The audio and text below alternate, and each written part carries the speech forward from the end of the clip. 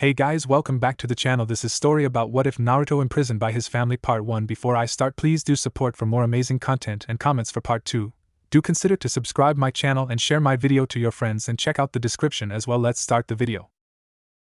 The village hidden in the leaves fell silent in the aftermath of its near destruction. Capable shinobi of all ranks worked diligently to put out the remaining flames and rush survivors to the hospital for treatment.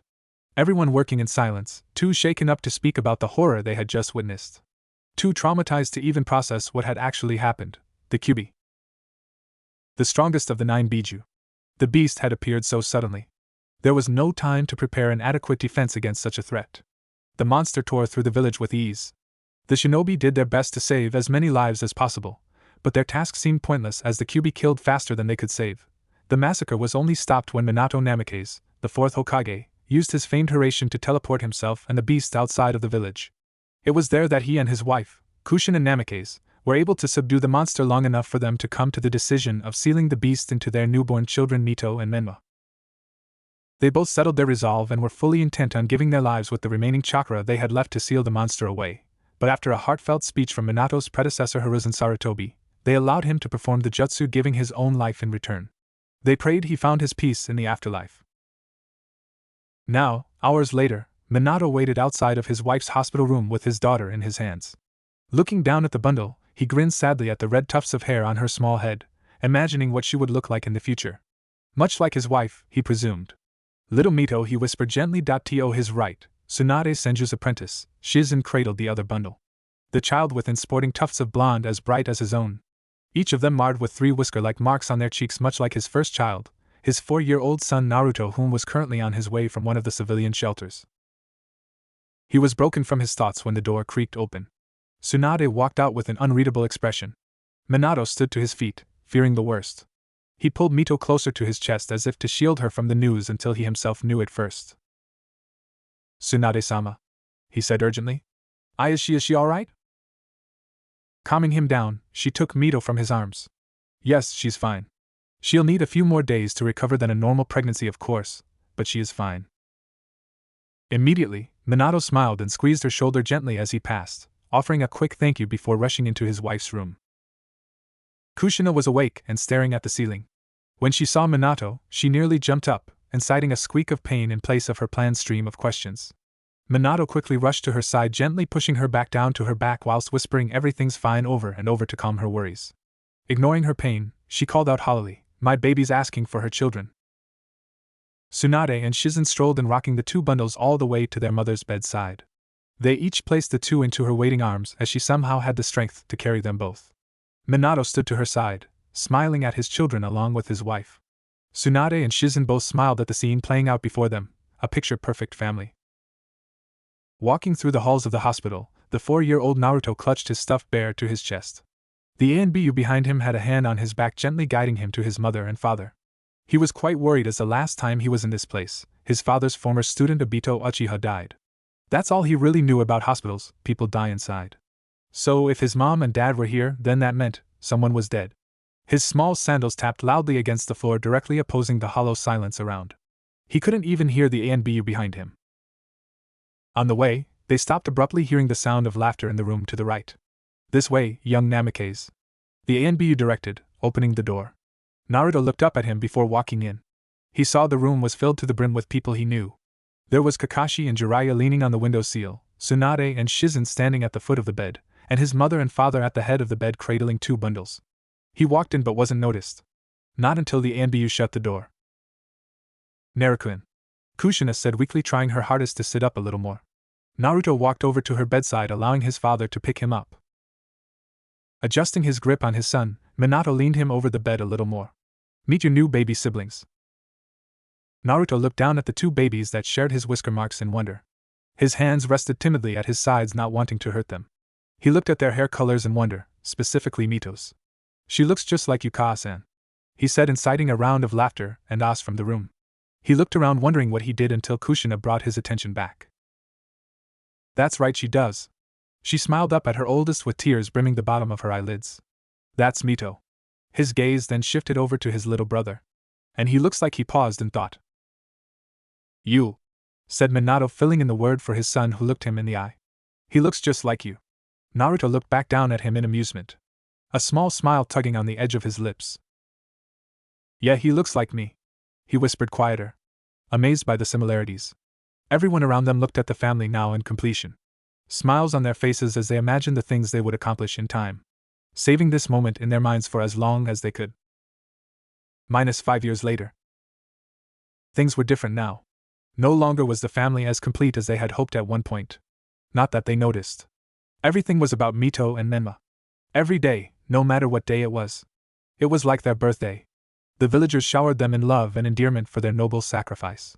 They were worshipped and praised and now adorned the titles of the prince and princess of Konoha. Kushina and Minato were no different in their treatment of them. Whatever they wanted they got. Which is why their training began earlier than planned. Oh yes, planned? They'd had a scheduled plan for training for both of them. Everyone who specialized in a field of study had agreed to assist. The two were to begin their training as soon as they got out of the academy. They'd be placed on a team with whomever was the rookie of the year, if it wasn't one of them, and given to Kakashi. He would train them in chakra control and ninjutsu. When time permitted, they'd go to Kurenai Yuhi to learn genjutsu, Might Guy for help with taijutsu, and they'd go to their mother for kenjutsu training. They'd be trained in Fuinjutsu by Minato personally. When they were ready, they'd learn Minato's Rasengan and Hiraishin and Kushina's chakra chains. After that, they'd undergo the tutelage of Jiraiya and Tsunade, whomever they decided. This was all to take place after their graduation from the academy, but after a few good hours of pleading their case with the help of their undeniable puppy dog eyes, Minato caved and they started early, 2 years ago actually. Consequently, the assistants were no longer able to uphold the plan as they had matters to attend at the time. So, they decided to handle it themselves. That was all for the two youngest Namake's children. As for the oldest, well, it couldn't be called neglect exactly, but he wasn't much a part of the family training or any other activity they underwent. The last time he could remember doing anything with them was when he entered into the academy, and his family had to attend as his father gave the opening speech for each new class.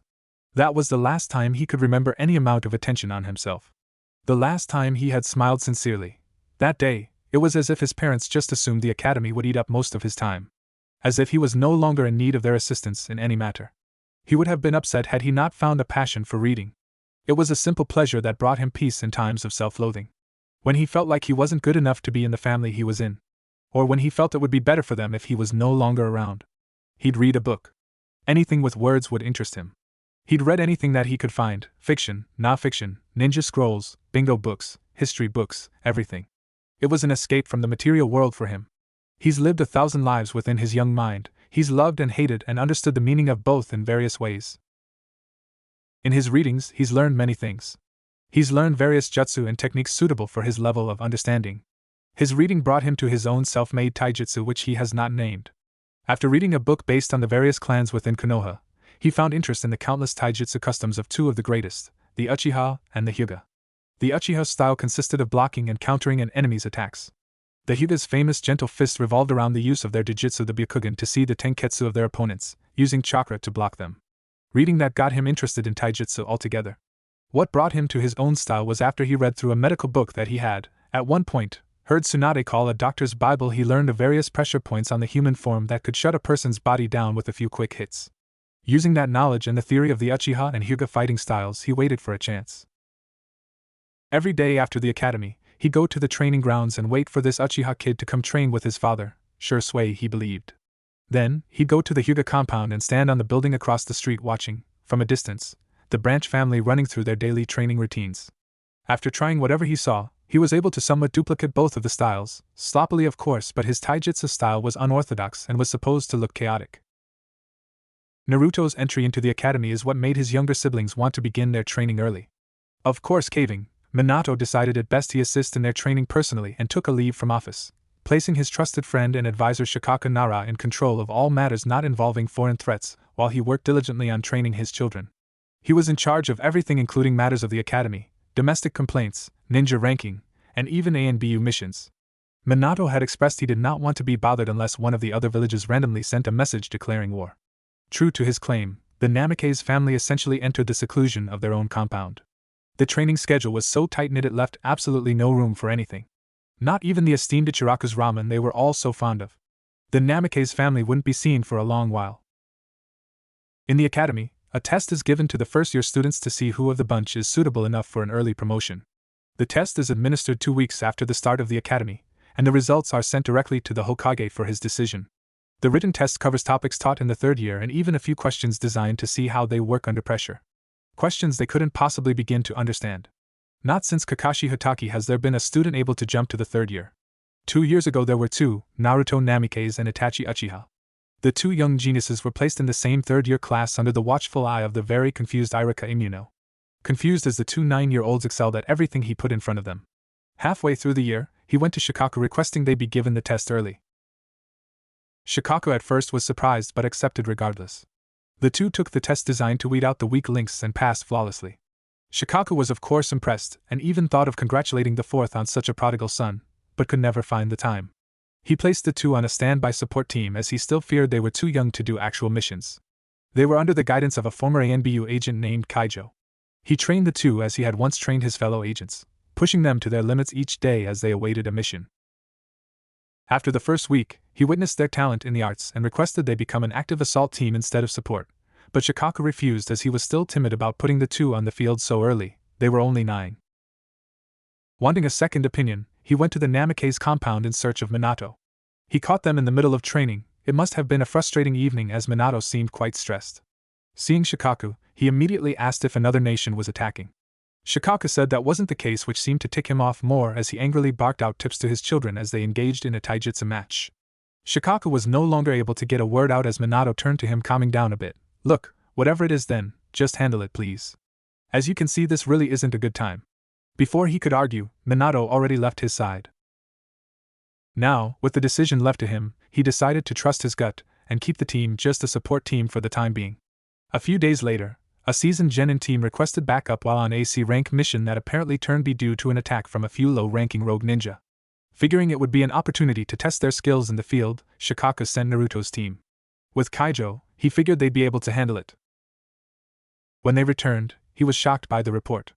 Naruto and Itachi seemed to have been the biggest hitters among the group as the two took down an A-rank rogue on their own after being separated from the others. In a joint effort, the two worked the man down until they were able to get a killing blow on the man. Their first kill. After consoling from his mother and father, Itachi was fine the next day. Naruto on the other hand had to deal with it on his own, but he handled it nonetheless thanks to his books. At that point, the two 9-year-olds of Team Kaijo became true ninja. Their training surpassed even their own expectations. Itachi leaped through every technique within his father's study, learning old taijutsu techniques, every fire-based ninjutsu, and a few techniques left behind by the clan founder Madara Uchiha. He became one of the best Uchiha, and he was only 9. Naruto too fished through his old man's stash and read up on techniques. He learned everything written on the pages in his father's study. Every fuinjutsu note, every taijutsu technique, every ninjutsu theory, even his father's main techniques Rasengan and Hiraishin.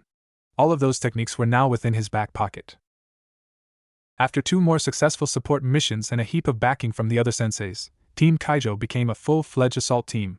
They worked diligently for a year, racking up mission after mission, not a single failure to their record. In some of their more strange missions, they even saved princesses and killed tyrants. All in all, throughout the nations, they made a name for themselves.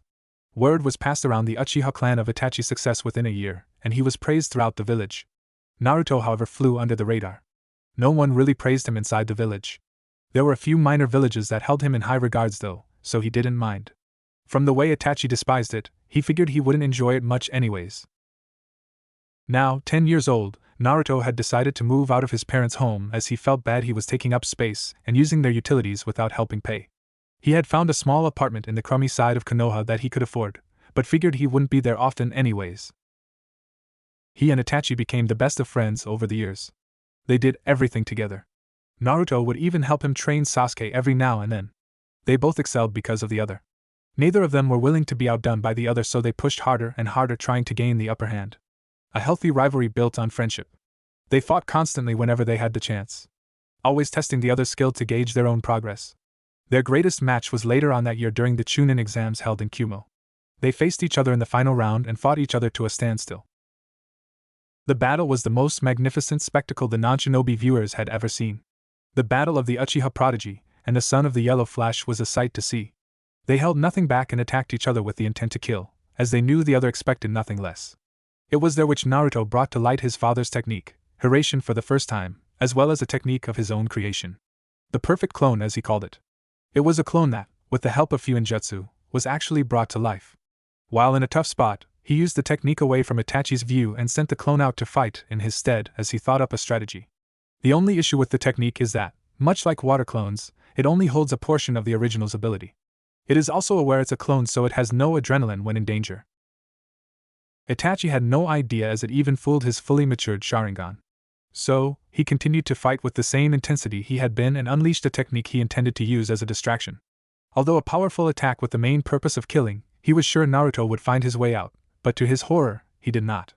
All he saw was his best friend's body hit the ground, burned to a crisp. His heart sank as the entire stadium fell silent, believing the match to be over. The proctor dropping down to the arena to check on the body made it that much more real. He looked up to the Kage box, which held only the Reikage and Kazekage, and gave a shake of the head. Everyone knew the implication of such a gesture and remained silent. Itachi's eyes burned as his heart sank. He dropped to his knees, staring at the ground, wondering what he had just done. He was praying to whatever god was up there that it wasn't real.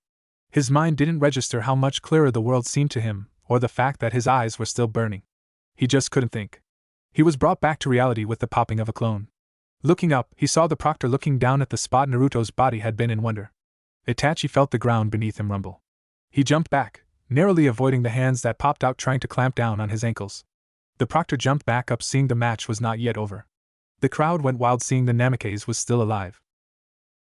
It was truly the greatest match in the history of the Chunin exams. Two boys, no older than the second-year students at the academy, displayed abilities on par with that of legends. The fact that they were both from Konoha stirred up a heap of commotion among the other nations. If Konoha was breeding monsters such as these, they questioned any sort of attack against them would be beneficial. When they returned to the village, the two boys were immediately granted the rank of Chunin and shortly after were approached by the ANBU captain, Kenji Horo. Captain Horo explained his interest in them joining his force even at their ripe age of 11. He went on to describe the training they would receive in stealth, which is one thing they lacked. They'd have to pass the Jonin exam first, which they would not be eligible to take for the next 2 months, but they accepted nevertheless. Of course, in normal circumstances, rank didn't matter much when making the selection, but Captain Horo figured Shikaka would be more inclined to accept the request if the two were able to prove they were on par with the higher-ups of the village. When they achieved the rank of Jonin with ease, Captain Horo brought the matter to Shikaka Nara, who was still a bit timid to allow it, but Itachi and Naruto expressed their want for such an opportunity, so he allowed it on the parameters that they were not able to take on solo missions until they turned 12. Horo agreed and they were admitted for the ANBU exams. 3 weeks later, they were members of the prestigious ANBU Black Ops. They were placed on a team with 2 other agents, Yugao Yuzuki and Hate Gecko, the captain. Through them, they learned Kenjutsu, and Naruto of course found a way to perfect the style shown to him thanks to a samurai book he had once read. Their team underwent multiple ANBU missions involving various instructions. The two 11-year-olds were thrusted into a world of bloodshed and hatred. And only one of them had the support needed to handle such a life. 2 months later. It's been a month since Naruto Namikaze's 12th birthday, not that anyone aside for his teammates knew that. He got a few things from each of them, a new jacket from Yugao, an all-black sword from Hate, and a new book from Itachi. And he even got a cake and congratulations from the Uchiha clan as a whole, which he was very grateful for. Since that day, he has been undergoing solo missions like a madman. He took 2 every week the first month and even went for 3 if his time allowed it. With the pay he received, he upgraded to a nicer apartment in the wealthier side of Konoha. It was a fully furnished condo fit with everything he needed. 2 bedrooms, a bathroom with actual hot water. His old place didn't have that, so that was a big plus. Then, there was his study. It was like a mini library with books stacked from the floor to the ceiling with barely enough room to walk. He was dressed in his street clothes, which consisted of a plain black t-shirt, black baggy ANBU-style pants, black ninja sandals and black wrap around his mid-calf. Over that, he wore the hoodless white jacket Yugao had gotten him with the Namikaze symbol proudly displayed on his back, and he left the front unzipped. The jacket went down to the bottom of his back and was long-sleeved. Like young Minato's, his headband hung loosely around his neck. Walking to his mirror, he looked at himself. His hair was as shaggy as it usually is except for the right side of his head, which was shaven down for some reason. A while back in training, he narrowly dodged one of Itachi's kunai, but it nicked the side of his head deep enough for him to need sticks. His hair just never fully grew back. Because of it, it looked as if it slouched over towards the left. His face had shed itself of its rounded shape, and instead resembled his father more than ever. His eyes had heavy bags beneath them, as it had been a few days since he had last slept. With a yawn, he stepped out of his bathroom and headed for the front door, ready to start the day. Red hair strewn across her bed, drool slipping out the side of her face, and a screeching sound from her nightstand. Mito's eyes creaked open slowly, her bright blue eyes wincing at the sun in her face. Ugh, she groaned, sitting up in her bed, stretching out her sore body. Today was going to be great. She just knew it. This was the first birthday they were going to be celebrating since they started training. Before, there was just no time for it. The most they got was one gift each year from their parents. Today would be different. Her door swung open with her brother charging in. "Mito!" he yelled. "Hurry up and get up." Ka-san said, "Come downstairs." She rolled her eyes, throwing a pillow at him for being so loud. "I'm up, you idiot!" Menma snatched it out of the air and threw it back. "Looks like you're laying down, you dummy," he said, jogging out and down the hall. Mito just shook her head as she rubbed the sleep from her eyes, still trying to find her bearings. When she finally did, she rolled out of bed and headed downstairs. Rounding the corner from the living room, she was greeted to the expected big breakfast with the entire family in attendance. By entire family she meant her, Menma, Minato, Kushina, Jiraiya, Tsunade, Shizen, and Kakashi. Everyone else was at the long table already serving themselves. There was a space to Menma's right reserved for her. Taking her seat, she was greeted by everyone when their individual conversations allowed it. "Morning, Mito-chan," Kushina said happily. "Happy birthday," she said, passing her a plate. Mito gave her a quick thank you as she took it and filled it with various breakfast goodies that were prepared on the table. "So, how's it feel?" Minato asked, taking a sip of his juice. "You know, being 8 years old at last?" Mito gave him a bashful smile, shrugging her shoulder in reply. "Well, to me it feels great," Menma said. "I finally get to go to the academy," he said, excitement pouring from his mouth in the form of his noodles. "Yeah, you say that now," Kakashi informed him. "I was only there for a year, but man, was it a lot of homework." "Yup, lots and lots of books and studying. Something you haven't been too great at as of now," said Jiraiya. "Oh, you shut up, Baka Ero-senin," Menma replied in haste. "He is right, you know," Kushina added.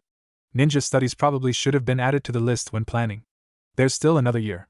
Maybe we can fit that in," she said. "Yeah, maybe. Then they'd have had a chance at the advanced placement test. They're already miles ahead in everything else," Kakashi said, piquing their interest. "The advanced placement test?" Mito asked. Yeah, I almost forgot about that," Minato said. "It's a test given to the first-year students that decides if they are liable for early promotion to the third-year class or not. But it's incredibly hard to do, and not many are able to do so. In fact, I believe Kakashi was the last one ever." Actually, I heard there were 2 of them just about 3 years ago," Jiraiya said. Minato was shocked by that. To think he hadn't heard of it. "Really?" "Yeah, I think it was Fugaka's brat, Itachi. Yeah, he was definitely one of them," Jiraiya replied, looking up in thought. "Oh, Itachi-kun? Wow, how talented is he? We haven't seen them in a while," Kushina said. Minato raised an eyebrow in thought. He hadn't really thought about that. It's been like, 2-3 years? Man, Menma and Mito's training ate up most of our time. We haven't seen a lot of people in a while. I haven't even checked up on Shikaku. Well, that's definitely on the to-do list," he said, picking at his food. For now, he had to enjoy the day since this is the first time they were actually celebrating the joyous occasion. "Regardless, I think we'll hold off on the academics and all that. I want you guys to learn with your friends. I don't want you rushing out of your childhood so fast, lest you'll end up like Kakashi," she said, inciting a round of laughter from the table at the man's misfortune. The table then broke up into their own individual conversation, with Mito and Menma discussing who they wanted to invite to the party later on. Tsunade and Jiraiya were reminiscing old times, Kakashi and Shizen were just discussing previous missions they've been on, and Kushina was watching Minato in wonder. He seemed troubled. Reaching over, she put her hand on his forearm, rubbing her thumb across his skin. "You okay?" she asked sincerely. Snapping out of his daze, he smiled back to her. Yeah, I'm great. Just thinking is all," he said. "We've got to get back in the swing of things within the village," he said, confusing her. "What do you mean?" "Well, we've been here at the house since we began their training. The only time we've left has been when we went out to the Hokage training grounds, but when's the last time you've seen any of your friends?" At that, Kushina really had to think. It has been a very long time. She couldn't even remember the last time they've left the house. "Oh, I guess you're right," she said. "Yeah. I mean, we haven't been to Ichiraku's in ages," he joked. "Ugh, don't remind me. I'm dying to get my hands on a few bowls," she said with a smile. "But really, have we been so caught up with their training that we've just negated going out?" she asked, getting back on topic. Well, that's gonna change today, he remarked, wiping his face as he stood up, getting everyone's attention. Everyone, when we finish our meal, we're gonna go for a walk through the village. We've been away for far too long. We must reconnect with the people. So, once you finish, I implore you to go and reconnect with friends and whatnot, he said as they all agreed. Walking through the streets of Konoha with his prized Ika Ika book proudly plastered in his face, Kakashi made his way towards the ANBU HQ to catch up with a few of his old teammates. He found it strange that he too had been away from the swing of the village for a while. If he wasn't on a mission, he was with the Namikaze assisting in their training. As he walked, he noticed a kid walking quite a ways ahead of him. He noticed he too was reading a book. He looked awfully familiar from the back too. Kakashi noticed the Namikaze symbol on his back. Naruto? Where's he been? He noticed Naruto seemed to be heading in the same direction as him, so he decided to catch up. Hello there, Naruto, he said, not looking up from his book. Naruto had momentarily looked away to see who was there. Oh, Kakashi and I. How are you? He asked hollowly. I'm fine. And yourself? I am well. It is strange to see you out and about. What would be the occasion? Naruto asked. Kakashi raised an eyebrow. Well, it's Menma and Mito's birthday, he replied. Naruto's steps faltered slightly. So it is, he said, looking ahead from his book, seeing the ANBU HQ in sight. Would you happen to know if they are having a birthday party by chance? He asked. At this, Kakashi truly seemed confused. They had been talking about it all week. Had he not heard? Yeah? Yeah, they are, he answered. Naruto nodded with his eyes on his book. I suppose I should stop by then. I'll sign in first, he said, whispering that last part to himself. Kakashi heard, however, and watched as the blonde turned to enter the building he had just been heading towards. Confusion and curiosity prodded him into following him in. Naruto noticed, but didn't find it weird, as Kakashi had been ANBU captain at one point. Walking in, Naruto was greeted by the head receptionist. Welcome, Torasama, she said, passing him the forms for check-in. Good morning, Hibi-san, he replied formally. I am signing in. Please inform Weasel I will return shortly. Of course, Torasama, she replied, writing it down on a spare piece of paper so she remembered. Naruto nodded and turned to leave, giving Kakashi a brief head nod before walking out. Welcome, Kakashi-sama, she said, seeing him standing there. His eyes, however, followed Naruto all the way out the door, not paying her any mind. Confusion still wrapping his brain in a tight grip. The Namikaze family strolled through the village streets for the first time in 3 years, greeting every person that approached them. The people's admiration of the family gladly did not dwindle with their absence. They were all still adored and loved. Children passing by viewed them with wonder and awe. When they made it to the park, they had to stop and address the crowd of young fans before leaving Menma and Mito to greet their peers who were playing a game of ninja. Kushina stayed behind to watch, as Mikoto had just arrived with her youngest son Sasuke. They decided to stay and chat for a bit, so Minato decided now was as good a time as any to drop in on Shikaku to check up on things. He was returning tomorrow, but he wanted to make sure there wasn't anything major to worry about. On the way, he greeted everyone individually as a Hokage should. He shook every hand and hugged everyone who offered. The exhausting journey reminded him why it was they didn't have time to walk around the village much before. Even so, he loved it. Finally making it to his office, he sighed as he stepped in. Shikaku was signing a document, and seemed to release the breath he had been holding. Oh man. Finally. I thought I was gonna be doing this forever, he said, sitting back in the chair with a sigh. Minato chuckled at the lazy man. Yeah, sorry. Not back yet. You've got one more day of it all. I just came by to check up on things. Shikaku looked at him and thought. A perplexing look on his face that didn't fully believe him. Really? He asked incredulously. After 3 years. Yeah? Well, we all got a bit preoccupied by the training and all that, so he said, dying off. Shikaku just nodded his head as if assuring him he was listening. How was that, by the way? He said, giving up on whatever slew of curse words rested on his tongue. Minato sighed at that, running a hand through his hair. As good as it's gonna get for the moment. I mean, they excel at everything mostly. Their taijutsu is good, ninjutsu is fairly well, can break out of most any genjutsu they are subjected to, and their teamwork together is good enough to land a blow on Kakashi, so that's pretty good. At everything else though, they're pitiful. Horrible at Fuinjutsu, lack the proper chakra control necessary for medical jutsu, and God, their book smarts are awful. He said, finishing his assessment. I'm really disappointed by their Fuinjutsu more than anything though. The way it's looking, either of them will ever be good enough to get the Hiraishin down. I know it's a complex seal, but I was hoping at least one of my kids could learn it. Shikaku wanted to palm his face. They have literally been living in a cave. As nice a cave it was, it still hid them from the world outside of their compound. The way he said that statement though gave a pang of hurt through Shikaku's heart though. It was as if he wasn't even thinking about teaching it to his oldest. As if he didn't even remember he had another child. His first thought was to ignore it and just let it blow up in his friend's face when the time was right, but he figured he should at least give him a little nudge. Well, what about Naruto? Minato froze completely for a second. Naruto? Yeah, he should be graduating this year, huh? Maybe he'll show an aptitude for it. Shikaku wanted to palm Minato's face. Was he that unaware of his other son's accomplishments? If he didn't even know he was no longer in the academy, then he couldn't know about his son being one of the few to pass the advanced placement test. He couldn't know about his son's alias amongst the other villages, which was based off of his own. He couldn't know of his son's unblemished mission record or the various monuments popping up around the nations with his son's name on them. He couldn't know of his son's entry into the ANBU Black Ops at the ripe age of 11. He couldn't know any of that. Where is Naruto, by the way? Have you seen him today? Shikaku asked, prodding him further into the trap he had set himself. Yeah, he was. Minato was drawing a blank. He couldn't remember if he saw his son today or not. Or if he saw him last week. Or in the last year. He tried. Shikaku watched the confusion play out across his face in wonder. It was as if he truly didn't understand the question he had been asked. Minato looked out the window, truly confused by his inability to picture his own son within the past 2 to 3 years. It broke his heart that he couldn't. Completely shattered his soul.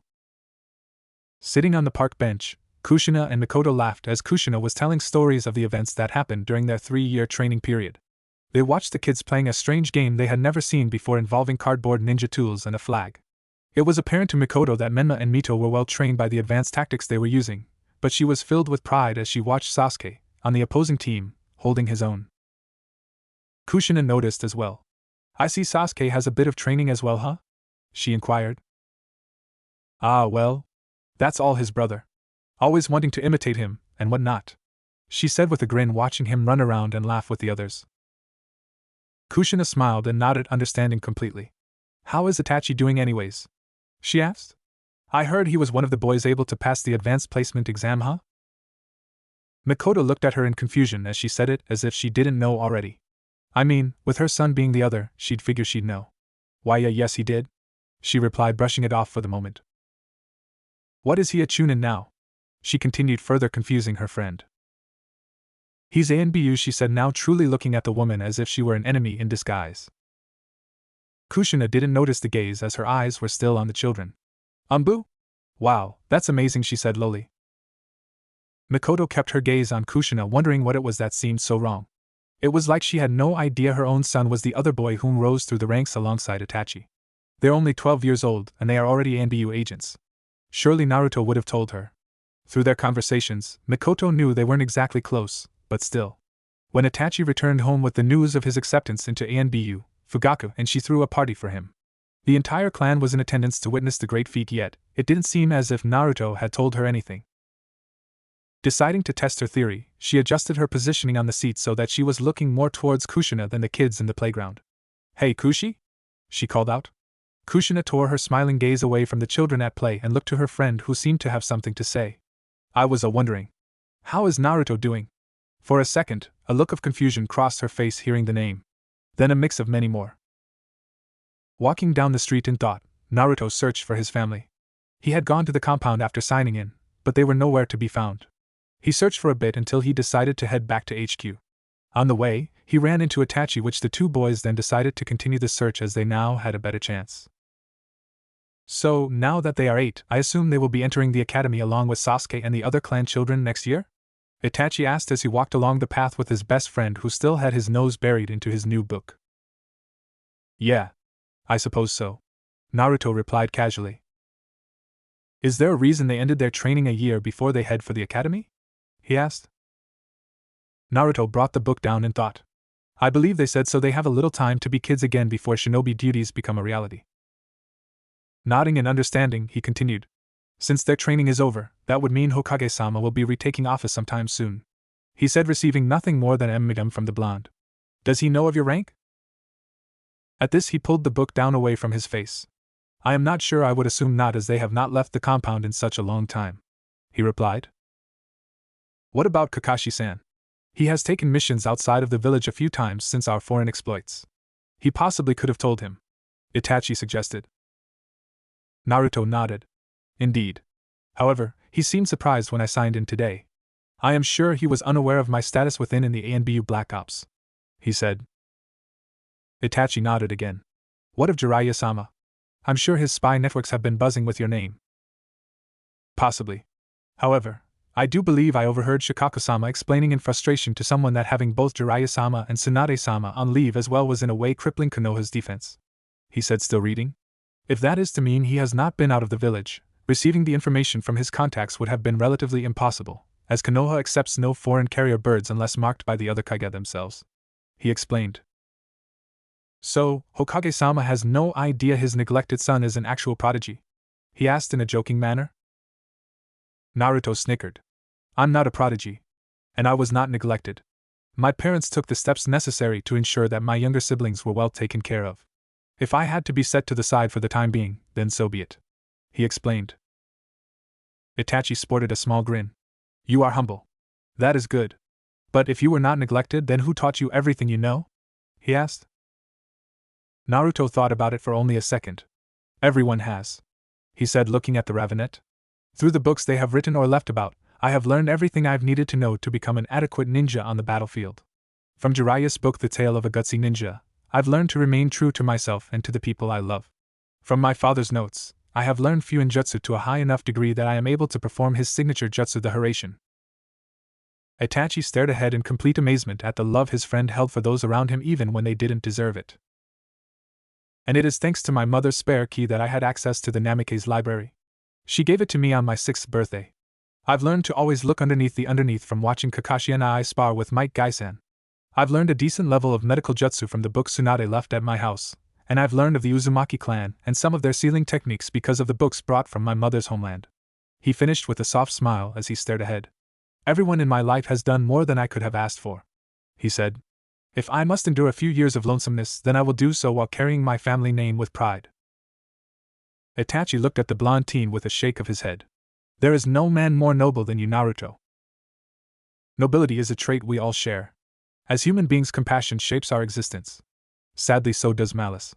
When we find ourselves, we find which of these traits suits us best. He said in a poetic way that Itachi found to be completely true. He smiled at him before looking up at the sky.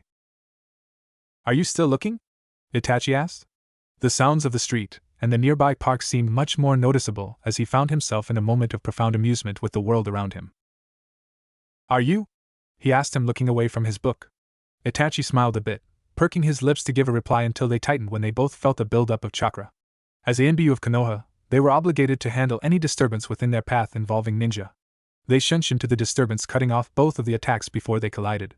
To their surprise and amusement, they were holding on to their own respective brothers. The Rasengan in Menma's hand died out as he peered up into eyes he has not seen in a very long time now that he thought about it. Sasuke allowed the ball of fire within his own hand to die out as Itachi gave him a knowing look before poking his forehead with his middle and index fingers. Naruto and I? Menma asked, clearly surprised by the sudden entry. Kushina and Mikoto came jogging up, stopping a ways away seeing it was handled. Otuto, Naruto said with a grin. Picking fights on your birthday? He asked, letting his wrist go. Naruto! Kushina yelled a bit louder than she meant to. She said, unable to find her words as she was now face to face with a child that should by all rights hate her guts. Hey Ka-san, he said with a small smile. It's okay. It was just a little playground skirmish, no harm done, he said, putting his hand on Menma's hair and rustling it up. Menma pushed his hand away, glaring up at him. It was his fault, he yelled, pleading his case to his older brother. He's the one who cheated. That's a lie. Naruto and I, Sasuke yelled in defense. He's just being a baby because I beat him. His rant was ended when Itachi squeezed his shoulder gently. No, you didn't. And don't call him Nii-san, Menma yelled in reply. Naruto chuckled at the little verbal spout and rubbed Menma's head. It's fine, Otuto. We win some, we lose some. As ninja, we're expected to cheat. Had it been a fight, you'd have lost regardless. Menma listened in finding truth to his brother's words as he at one point heard his dad say something similar. Naruto, seeing his downtrodden expression, leaned down closer so that he could whisper in his ear. But had it been a real fight, I'm sure you would have won hands down. Menma's face lit up with a smile as he turned to his brother who had his fist out towards him. Understanding the gesture, he fist bumped his brother and looked over to Sasuke, who was also receiving some form of praise as he and Itachi high-fived. When they caught eyes, they both grinned and took off back to the playground where everyone else was watching the spectacle. Naruto looked over at Itachi, already figuring he had said something along the same lines. "Oh, Itachi. Lying to your little brother?" he asked jokingly. "Not one bit," he said with a smile. "You know, you helped train him." Their conversation ended when they walked over to their mothers. "Good evening, Kasan, Namikaze-sama," he greeted. "Hey, Itachi-kun, Naruto-kun," Mikoto replied. Kushina just gave a quick nod with a strange expression on her face. "Hello, Mikoto-sama, Kasan," Naruto said, waving his hand at the two women. "So," Mikoto said with a sigh. "What happened with those two?" Itachi and Naruto walked until they were on either side of their respective mothers, looking out to the children playing. Itachi answered her question. It would appear Sasuke used unfavorable tactics in their game to win." Mikoto sighed again. "That boy. He's just like his father. Can never admit when they've lost," she said, shaking her head. From there, Mikoto and Itachi got lost in their own conversation of who Sasuke was more alike. Kushina, however, had her perplexed expression directed at Naruto. In her musing earlier, she was sure she hadn't seen him in years. But they lived in the same house. That's neglect.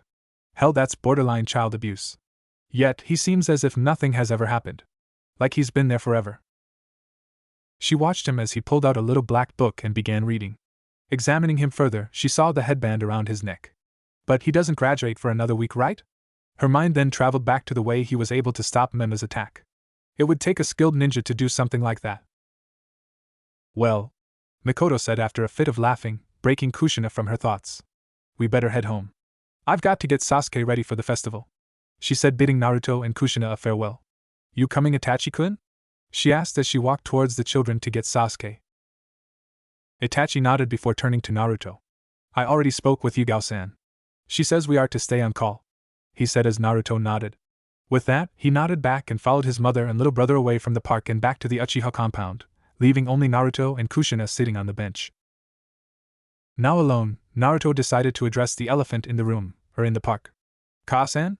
he said, getting her attention, which was already on him. "Is there an issue? You have been staring at me for quite a while." Kushina blinked a few times. Tucking her hair behind her ear, she looked back out at Mito and Menma. "Oh, I'm sorry, Naruto," she said, her voice fading out. Naruto looked at her strangely. "Are you feeling okay?" he asked. "No, yeah. I'm fine," she said, perking up too quick for it to seem natural. Clearly forced, Naruto gave her an unconvinced before sticking his nose back into his book. "So, where will the party be?" he asked her casually. "The party," she whispered in slight confusion. "Oh, right. The other party. It's at the house," she muttered out. "It's at home," a little softer. Naruto nodded from behind his book. The conversation fell silent as Naruto read and Kushina watched the children at play, mentally berating herself on how awful a mother she was. Her heart was breaking piece by piece, and the silence between them was making it worse. It hurt worse that Naruto seemed so easily forgiving. In an unexplainable way, she wanted him to hate her. She wanted him to hate all of them for leaving him to the wolves. She wanted him to tell her how much she hurt him by forgetting about him. She wanted him to say anything that would justify the feeling of hatred she felt towards herself. All she got was a smile and a wave with a sweet "Hello, Kasan." She felt sick to her stomach.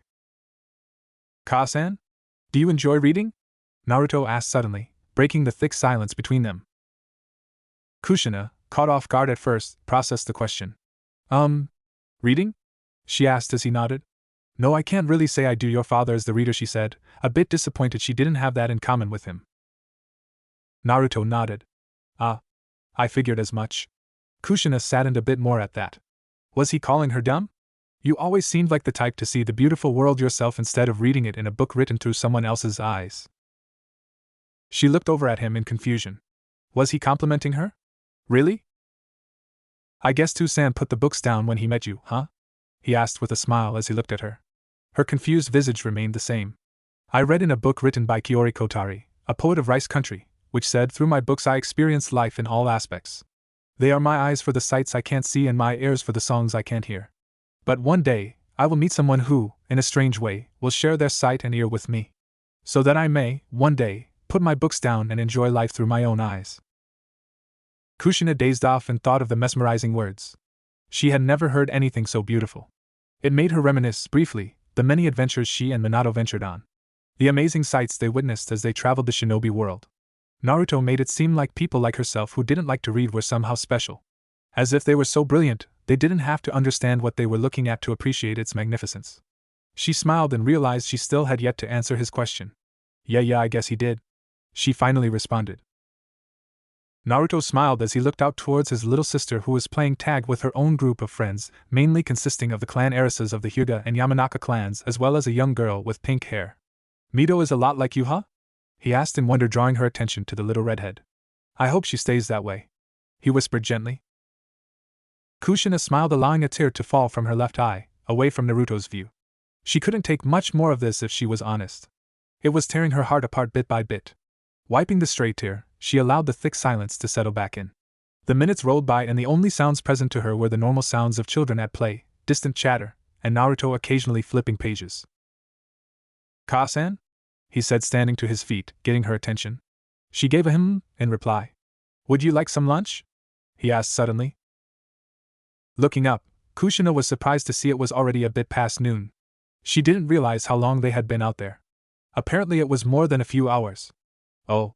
Yeah, I guess it's about lunchtime, she said, getting to her feet, calling out to her children. Off to their long-awaited meal of the gods. Walking into the new and improved Ichiraku's, Kushina, Mito, and Menma looked around in amazement. The place was amazing. There were tables all over the place with booths lining the side. When they walked in, they were greeted by a woman they hadn't seen before. Oh my, she said in amazement, clearly recognizing the family of the Yondaime. Welcome to Ichiraku's, Mrs. Namikaze. I am pleased to serve you, she said, clearly excited by the group. She almost didn't notice Naruto. Oh.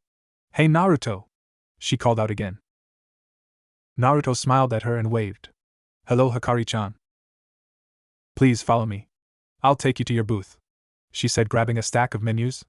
The family weaved through the restaurant, waving and smiling at the other customers who stopped their meals to say hello to the Namikaze family. They made it to the back booth that had a reserved card on the top. She took it off and quickly wiped it down for them to make sure it was clean. Menma and Mito sat on one side against the back wall to which they could see the rest of the restaurant. Naruto allowed his mother to slide in first, and he sat on the edge. Hikari passed out the menus before giving the table one more smile. Okay guys, I'll give you a minute to view the menu and I'll be back to take your order. Before she turned to leave, Naruto stopped her and whispered something in her ear. She nodded and walked off. Now, the table sat in relative silence as Naruto read his book and Mito and Menma argued over whatever could be argued over. Kushina felt a bit awkward sitting there with all of her children. Her mind still had no idea how to wrap around the fact that they forgot about one of their children. She wanted so badly for someone to at least talk about it, but he seemed not to care for it. Why did it hurt more that he didn't? Shouldn't she be relieved? So, how do you like the new place? Naruto asked, directing his statement to his mother even though he didn't look her way. Kushina peered over her shoulder at the decor, which she only briefly glanced at. It's beautiful, she said vaguely. Why thank you? We've worked very hard on it, a new voice said, shocking the group. Tucci! Yelled Mito and Menma, scurrying out of their seats to give the man a hug. I am walking up right behind him. Oh. I knew my favorite family hadn't forgotten about me, he said, scooping the kids up. Naruto scooted out, allowing Kushina to get up and greet them. Hey Tucci, Kushina said with a smile, giving the man a hug. Kushina, he replied, wrapping her up as well. It's so good to see you. It's great to see you too, she replied, hugging Ayam. While everyone retook their seats, Tucci and Ayam began to explain their improvements and the need for expansion. They rambled on for so long, Mito had to remind everyone what they had originally came there to do. Right. The ramen! Tucci exclaimed. Don't worry, I already know the order. It is the Namikaze special after all, he said as he and Ayam headed back to the kitchen to prepare the food. Again, the table fell somewhat silent as the kids found something new to argue about, as they always did. Kushina again fell back into her own mental state of depression over what she had done, and Naruto was stuck in his book as usual. Their attention was drawn to the front of the restaurant, however, as there was even more commotion than when they had entered. Whoever was coming in seemed to gain enough praise for a few of the patrons to stand and greet. Seeing who it was, Mito and Menma were the first to react with a simultaneous shout of "To-san." Minato quickly greeted those around him as he followed the waitress to where his family was. His face was set in an indescribable expression. A mixture of worry, sorrow, sadness, anger, and grief, all barely masked by a smile. Once Naruto saw who it was, he smiled and turned back to his book. Kushina continued looking in desperation. She and Minato caught eyes as he came into view. Just by looking they could tell the other was thinking the same thing. All Minato saw was his wife. He didn't have time to examine the others at the table before walking up as his attention was continuously being drawn towards people welcoming him back. Arriving at the table in panic, Kushina, "We need to tea," he began until he finally noticed the subject of his worry. Naruto. He stood there shell-shocked for a moment, as his two youngest crashed into his midsection together. He didn't know what to say. He was fearing the worst as they were in such a public area. The troubled expression on Kushina's face told him Naruto had already said a few things to her. No question he'd have more than a few for himself. "Hello, Tusan?" Naruto said casually as the kids sat back down. Seeing there were no more seats, he quickly got to his feet. "Here, sit down," he said, gesturing towards the booth as he asked the table next to them if the empty chair was an extra. After confirming it was, he thanked them and set it at the open end. Minato looked around the table in confusion. Mainly towards Kushina, who had his hand in a death-like grip beneath the table. Seeing the whole family was now together, Naruto thought it rude to have a book out, so he stashed it for the time being. Menma and Mito again, as always, began an argument that the others zoned out of. Minato and Kushina felt so tense and awkward that it would have been hard not to notice. Naruto of course saw it, and wondered what the cause was. He tried to think up a conversation that families would have at a dinner table. In a few of the fictional books he read, the family dinners that described this type of silence always consisted of some dramatic incident weighing heavy on the minds of the characters. The silence would usually be broken by a joke. Thinking up something quick, he opened his mouth in an attempt to break the ice, but as soon as he did, Tucci and Ayam came to the rescue, delivering the food. They had planned on the inhuman family devouring bowl after bowl, so they brought more than necessary, so each of them got one. After greeting Minato and bidding the family a good meal, he left them to their dinner. Menma and Mito tore into theirs with a vengeance, now making it a competition to see who could eat it fastest. Taking his jacket off and draping it over his chair, Naruto watched the spectacle in amusement before turning to his own bowl. He twiddled his chopsticks at the noodles, still uncomfortable with the silence that settled back in. Peering over, he saw his father doing the same as him and his mother staring at the Naruto fish cakes in her bowl with glossy eyes. Finally having enough of it, he cleared his throat. "So, will you be retaking office tomorrow?" he asked Minato, who was caught off guard. "Oh, yeah?" he muttered out before clearing his own throat. "Yeah." Naruto nodded. "That's great. I think Shikaku-sama was just about ready to quit the other day," he said with an amused tone. Minato looked at the boy, unsure of what to think. Was he not mad? The whole time he spent looking for Kushina, he had gone over many scenarios for what to expect when he faced him again. He expected anger, heartbreak, indifference, or anything else. But not this. Not whatever this was. Yeah? That sounds like him," he replied back, forcing a few chuckles out. Naruto smiled, happy they at least got the conversation started. "I guess Hokage isn't for everybody," he said, chuckling as well. "If brains is all it took, then we'd be run by the Nara clan with mandatory cloud watching every other hour," he said, receiving an actual chuckle from his father to his amusement. "That's true," he said with a smile. "Or maybe an official nap time for the whole village," he said as he and Naruto shared a laugh, with Kushina smiling off to the side, shaking her head. "They're not all bad. I mean, Yoshino isn't like that," Kushina said, defending her friend. Naruto and Minato ended their laugh to plead their case. "Yes. But she was not born in the clan. She was merely married into it. And according to Shikaku, she does have her moments," Minato said with a few remaining chuckles. Figuring it an unfair match-up, Kushina just chuckled along and began to eat her ramen. "Do you plan on becoming active again, Kasen?" Naruto asked.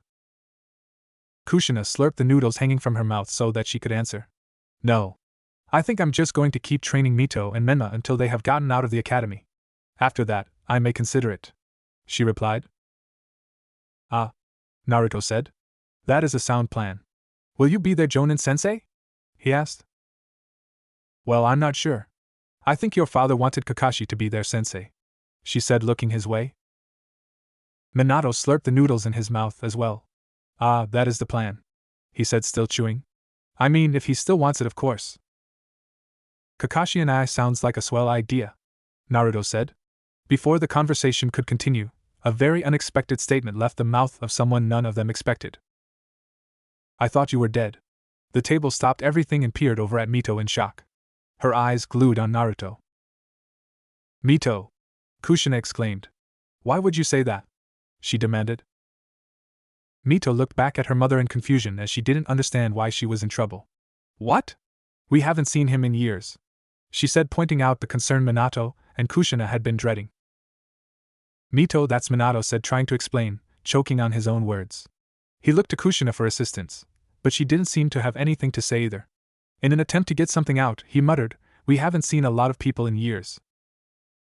Yeah, but he's supposed to live with us, she replied in confusion. He doesn't come to breakfast or dinner or training or any of that. Minato and Kushina were at a loss of words as they didn't know what to say. To their glee, Naruto answered. Well, Imoto, you and Menma hold a very special power inside you. A power that you have to learn to control as soon as possible, he explained. You mean the Kyuubi? She asked. Naruto nodded. Yeah. The Kyuubi, well, in order to gain control over it, it takes a lot of practice and training. That's why you guys have been on a very strict schedule. From the moment you guys woke up to the moment you went to sleep, you have had something to do, right? He asked, receiving a nod from the both of them. Well, you see me? I'm much too lazy to do what you guys do, he said, receiving looks of amusement from the two. You're lazy, and I-san? Menma asked. Oh, the laziest. What you guys do is way too much. You must be superheroes or something, he said, receiving giggles from the two. Minato and Kushina watched the scene in wonder. There was a piece of them that felt guilty about what they did, but there was another that told them he understood. Now that Menma and Mito were at a decent enough level, they were both determined to train Naruto as well. Well, that's what they were hoping for. Mito, now comfortable with the explanation, was still hungry as Menma took the last bowl. Seeing Naruto barely ate his second one, she asked him for it. Nisan, are you gonna eat that? Naruto shook his head with a smile as he passed it to her. In doing so, Menma's eyes lit up with shock and awe as Naruto's left sleeve raised up from extending his body, and he could see his bare arm. You have a tattoo, he exclaimed. Minato and Kushina both stopped their eating, hearing the exclamation. In Konoha, it was illegal for shinobi to have tattoos. Well, there was one exception. Ah, yes, I do, Naruto replied, rolling his sleeve up so they could see. Menma and Mito leaned in, poking at it as if it were something you could feel. What is it? Mito asked. It's my NBU tattoo, he said, looking down at it as well. Both Minato and Kushina thought the same thing. Boo. The Namikaze compound was bursting with excitement. Well, as much excitement as a kid's party could have. The massive property was filled with important people. Almost all of the clan heads and their children were in attendance, and even a few civilians who were glad their children had been invited by the birthday kids just a few hours ago at the festival. A joyous occasion it was. There was food being served, music being played, and plenty of kid-friendly activities taking place in the training area. The children were continuing their game from earlier in a boys versus girls match that would have been outmatched had it not been for Mito somehow being able to hold her own against both Menma and Sasuke. While that was going on, the adults remained inside, chatting with one another or spilling the latest gossip around the village. As comical as it is with the people they knew, there was plenty to talk about. For one, it seemed as though Kakashi was stuck to his remaining teammate like glue, with people speculating on their more than friendly relationship, Tsunade and Shizen leading the talk. Then there was Jiraiya, trying his best to talk up a few of the single civilian moms who were adamantly denying his requests. Most of the clan heads, including the Yamanaka, Akimichi, Abirame, Inuzuka, and Hyuga clan heads, were discussing next year's academy class and the training they had done to prepare their children. In the kitchen, Kushina, Yoshino, Mikoto, and Ayam prepared plates of food for the guests, and made sure everything was ready for cake and ice cream for later on. Kushina was working like a mindless drone, not even paying attention to what her friends were saying. Her mind too focused on her forgotten son, as it had been since they parted ways after the Kyuubi festival. Still a painfully fresh realization, she just wanted this day to end. It seemed everlasting, as if Kami wanted her to suffer as long as possible. That thought hurt as well. She couldn't even force a smile for her other children on their birthday. This really wasn't how she imagined this day going. It was supposed to be a day of relaxing and fun after the long period of stressful work they had put in over the 3 years. Stressful in the way that they really didn't make much progress. At the end of it all, Mito and Menma's skills were barely genin level at best. Of course, that isn't too bad for kids not even in the academy yet, but even so. In the same period of time, one of her children excelled to the rank of ANBU. On his own. What did that say about their flawless training schedule? She still couldn't believe it. Any of it. Naruto had graduated the academy at the age of 9. He didn't even stay a full year. Then, he became Chunin at 10 and Anbu a few months later. It filled her with so many mixed emotions that she didn't know what it was she was supposed to feel. Was she supposed to feel happy for him, or sad he never told them? Prideful that her son was such a prodigy, or disappointed that he didn't need them? There were just too many possibilities that jumbled together, and too many unexplainable variables that threw her for a loop. Mainly Naruto's attitude towards the whole ordeal. His nonchalant manner as if it didn't happen. If he had been angry with them, or spiteful, then she'd know exactly how to feel. She'd understand her feeling of self-hatred, but she didn't know how to feel about blatant disregard. She could not process the seamless forgiveness he held for them. All it did was hurt more than it would have had he called them out on it or ignored them altogether. When she had gotten home from Ichiraku's, the first thing she did was go up to his room. There was nothing left within it sans a dusty note on his bed. The date it was written is what broke her heart more than the content itself. It was August 21st, Naruto's birthday. The note had explained his reasoning for moving out, highlighting points such as him turning 10 and being an active ninja, therefore making him an adult. Then it talked about not wanting to disturb anybody when he came home late from a mission, him taking up space, or using utilities for free when he now had an income to assist in paying.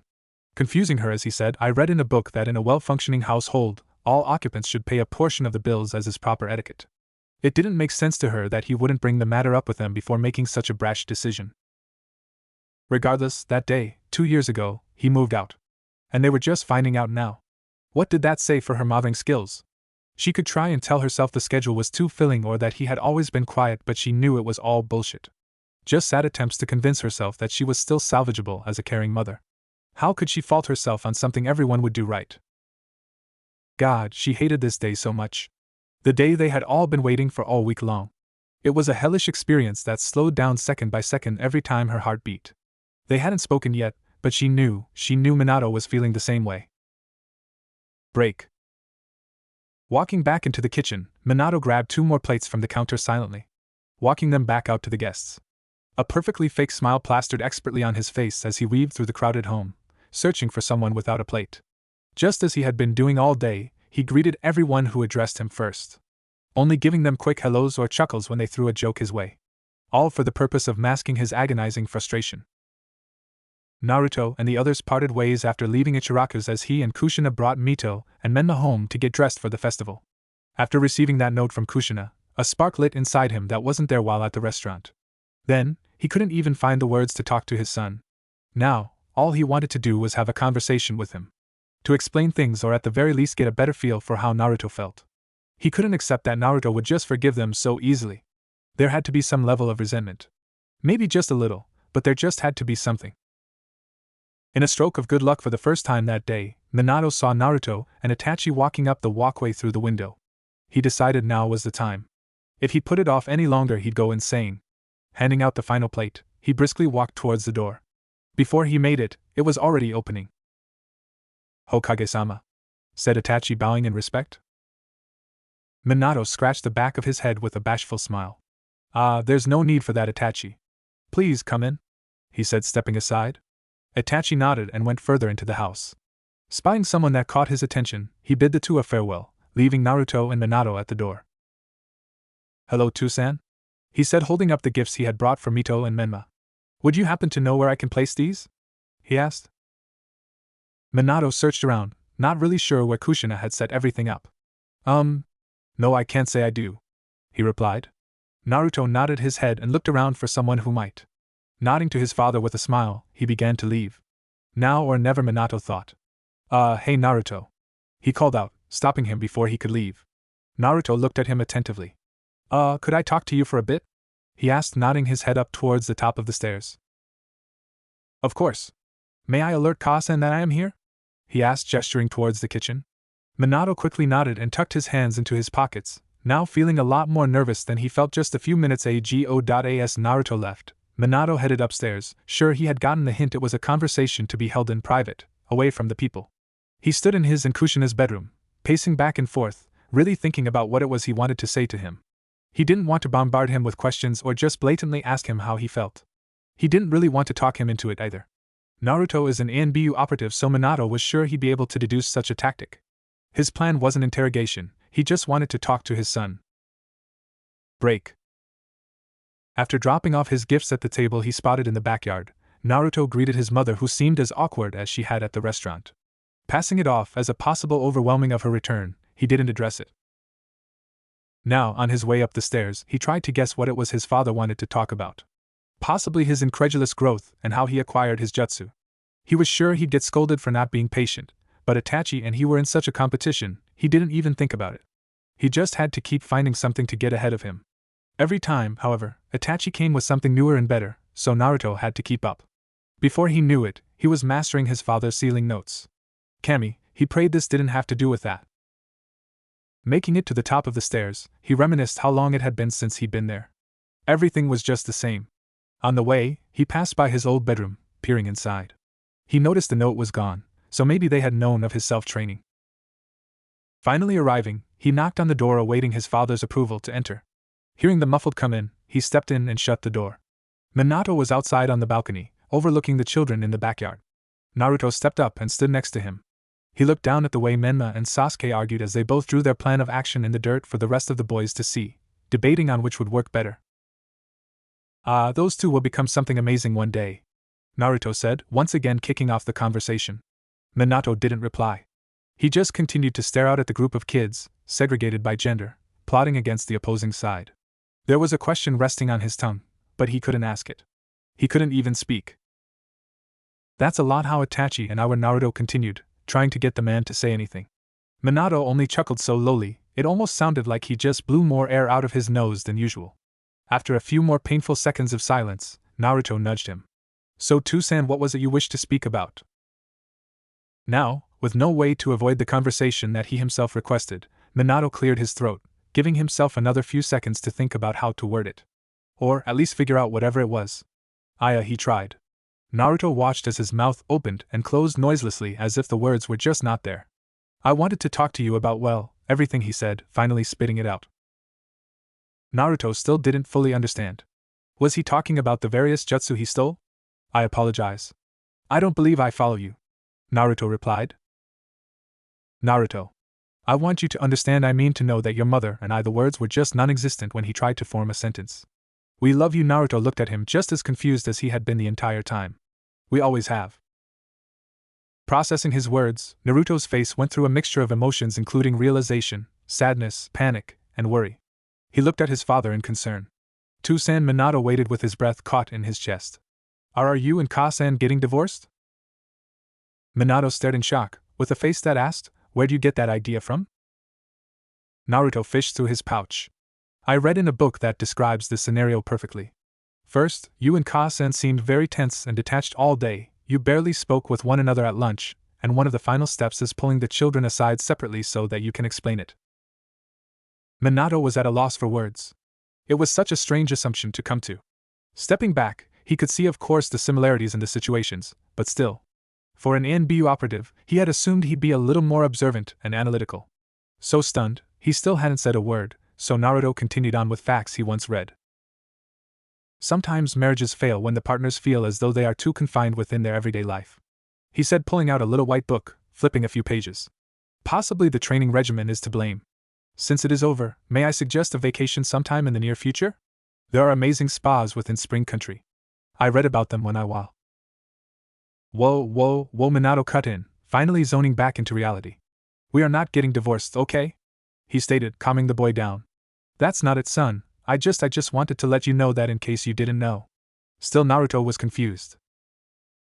Well, of course I know that, I mean, why wouldn't I? He asked him. Minato looked at him. No one was this forgiving. Is this about me not telling you of the NBU thing? Minato didn't get a chance to answer before he continued. I was going to Toussaint, honest. But you guys were working so hard, I didn't want to bother you. It's not that either. Well, that wasn't all of it. Mustering up the courage to finally discuss it, he stopped, hearing the familiar sound of a shunshin. An NBU agent appeared on the ledge.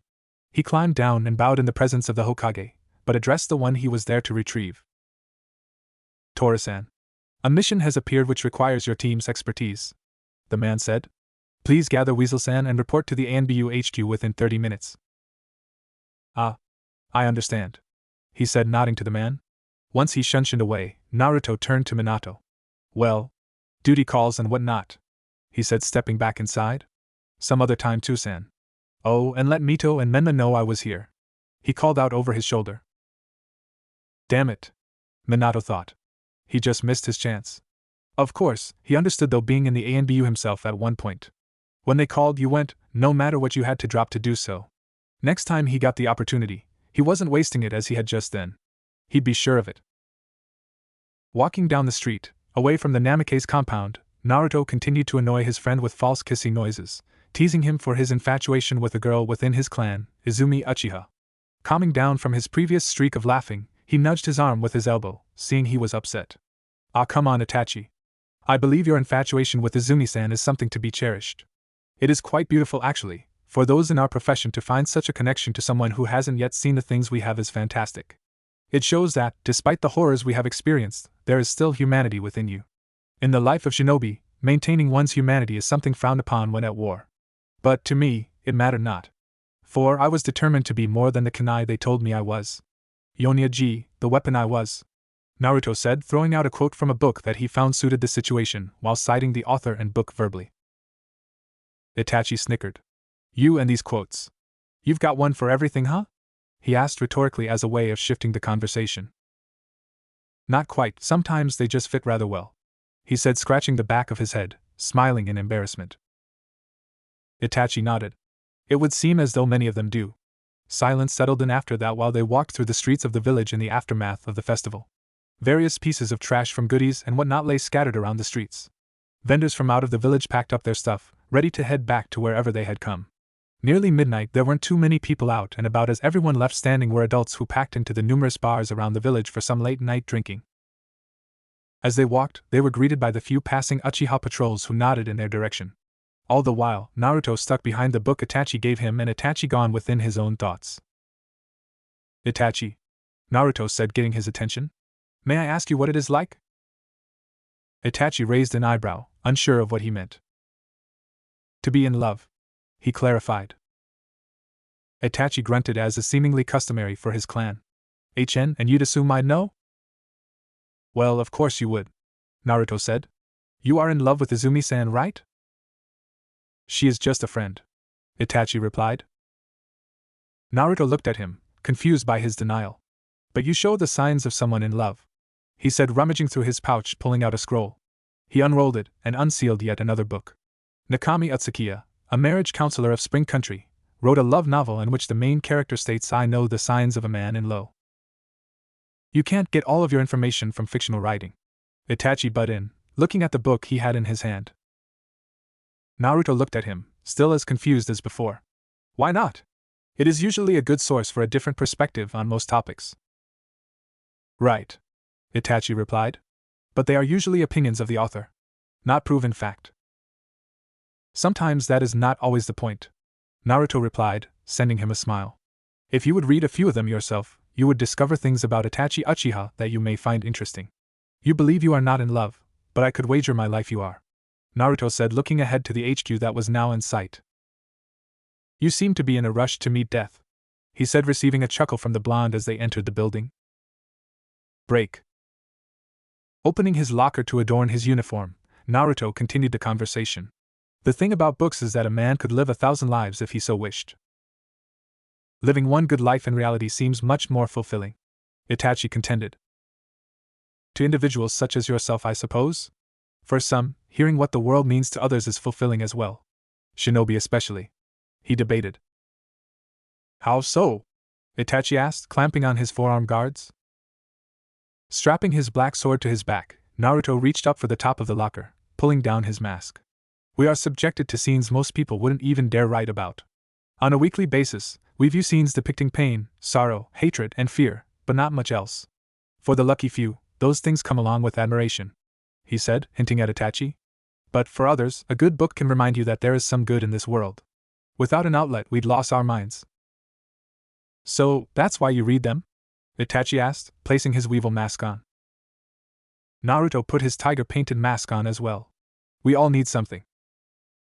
Break. Opening the door to the mission briefing room, Yugao and Hate were already overlooking a map for the mission parameters. Naruto and Itachi walked in and stood at the opposite side of the table at attention. Hate and Yugao were seemingly working out the kinks. When they finished, they nodded to each other, and got the attention of their young prodigies. Okay. Hate began with 2 small coughs afterwards. This mission is a search and rescue. We will be heading into Kusagakure. Our team was requested due to the claims of the enemy possessing some sort of impressive genjutsu.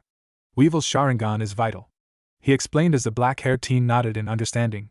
When we get through that, there was also a claim of our target being locked within some sort of high-class sealing technique, which is where Tora comes in. Receiving his nod of confirmation, he continued. Our target is the son of a rich merchant, Kaijo Nomo. Mr. Nomo received a letter a few weeks ago offering a trade of his own head for his son's life. Being the closest village, we were offered the mission with major payout. We are expected to face low-ranking nukes, C to possibly B class at best. However, along the quickest route, which is the one we will be taking as time is of the essence, there have been sightings of possible S ranks. He finished. Yugao continued after him. Remain light on your toes and stay alert. It is a 12-day trip there on foot. We will be taking the trees which will cut it down to 8. Our estimated ETA is 2 weeks. Piggybacking off of her, Hate continued. That is, of course, if we are able to retrieve the boy within the first 2 days of us being there. Let's get in, get the boy, and get out. No unauthorized side missions, he said as Tora and Weevil gave quick bows to their superiors with a simultaneous shout of hi. The team of ANBU operatives departed 5 minutes later. Happy birthday, dear Menma and Mito, happy birthday to you. The party occupants all sang in unison, cheering as the 2 blew their candles out. From there, a quieter than usual Kushina cut the massive cake as the women who volunteered to help passed out plates of the delicious sweet to the kids and guests.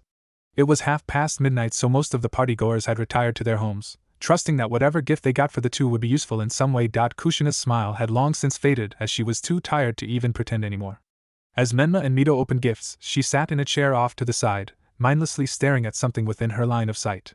Glossy-eyed and uninterested at the excitement of the 2 children she has seen for 3 years straight. She had never felt so annoyed of her 2 prized children before this point.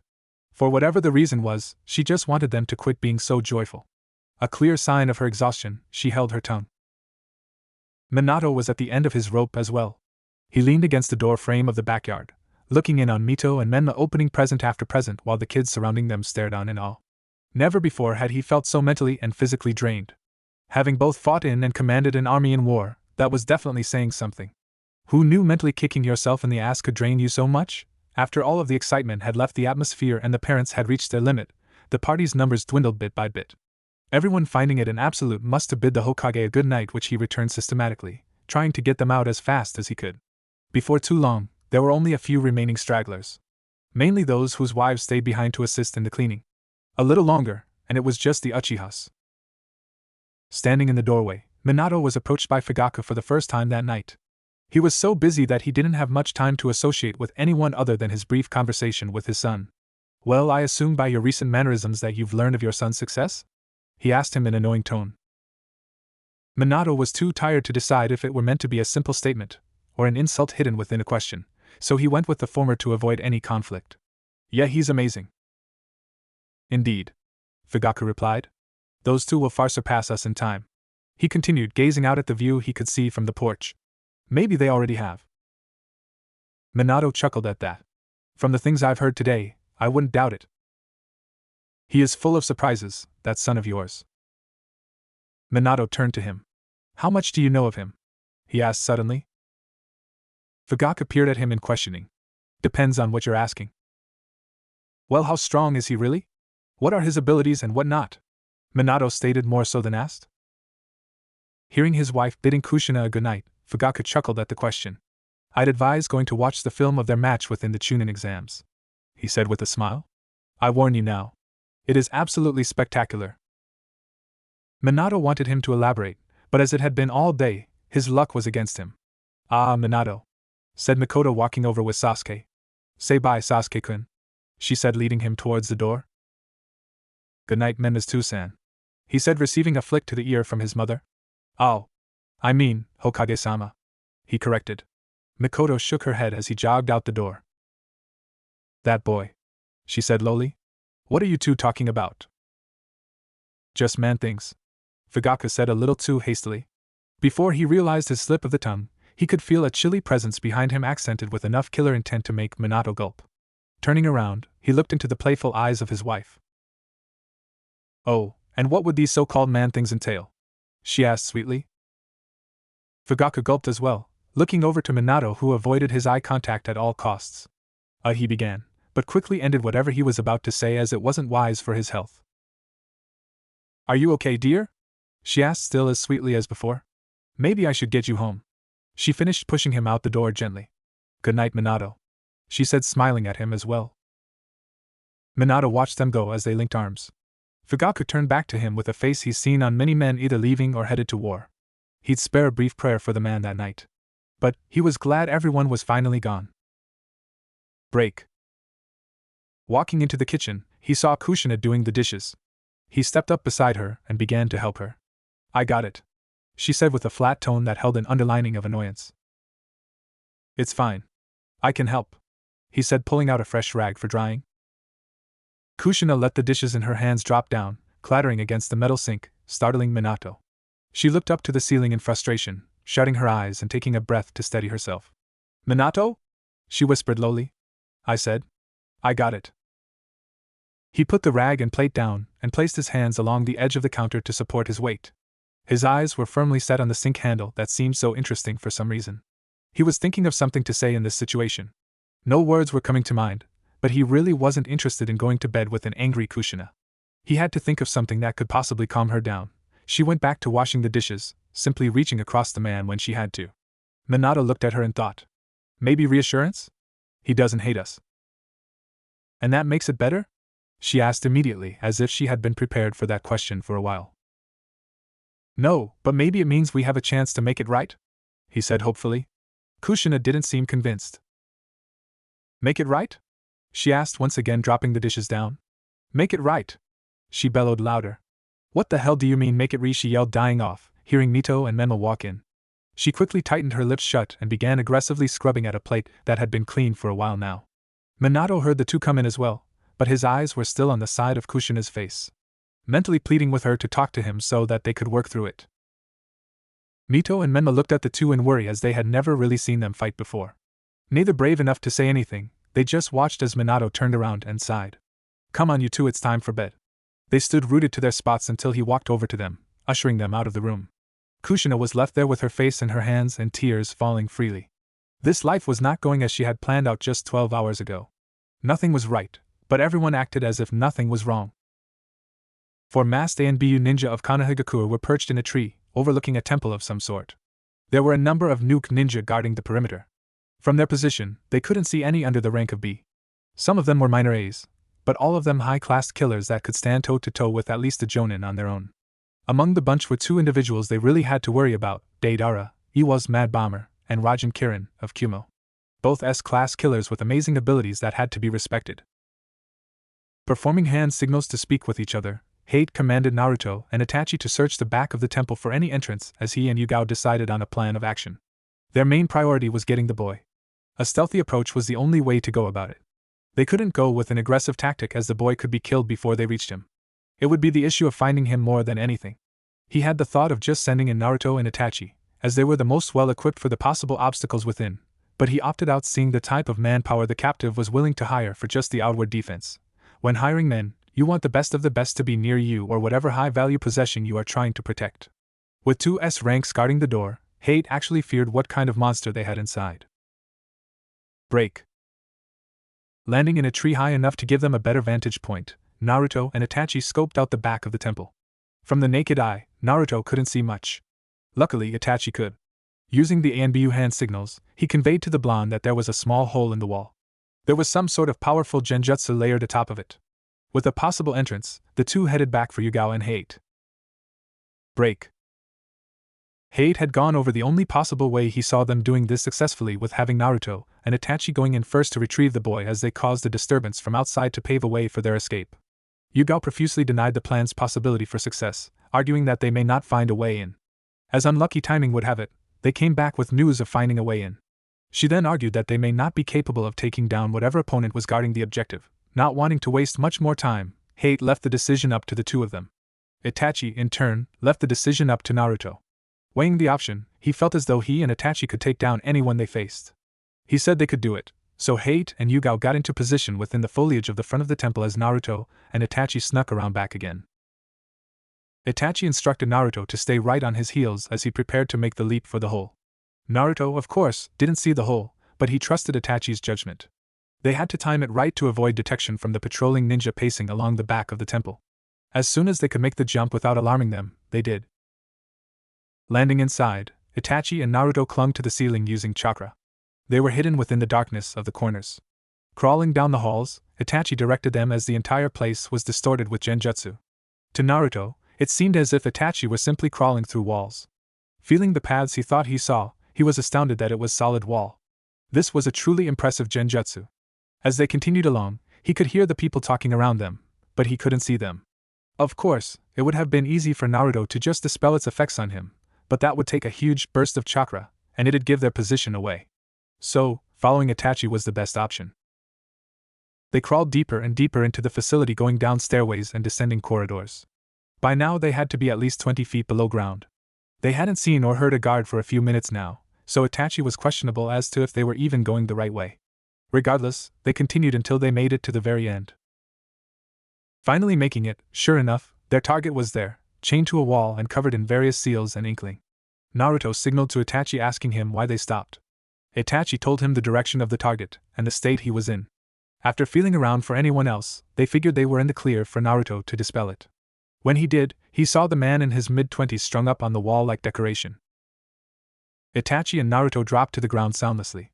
They headed for the open room before Naruto stopped Itachi from stepping over the threshold. Itachi stepped back as the blonde dug through his pouch. Pulling out a piece of paper, he wrote a seal on it before balling it up. Then he aimed for the center of the room and tossed it in. As soon as he did, seals all around the room began to light up.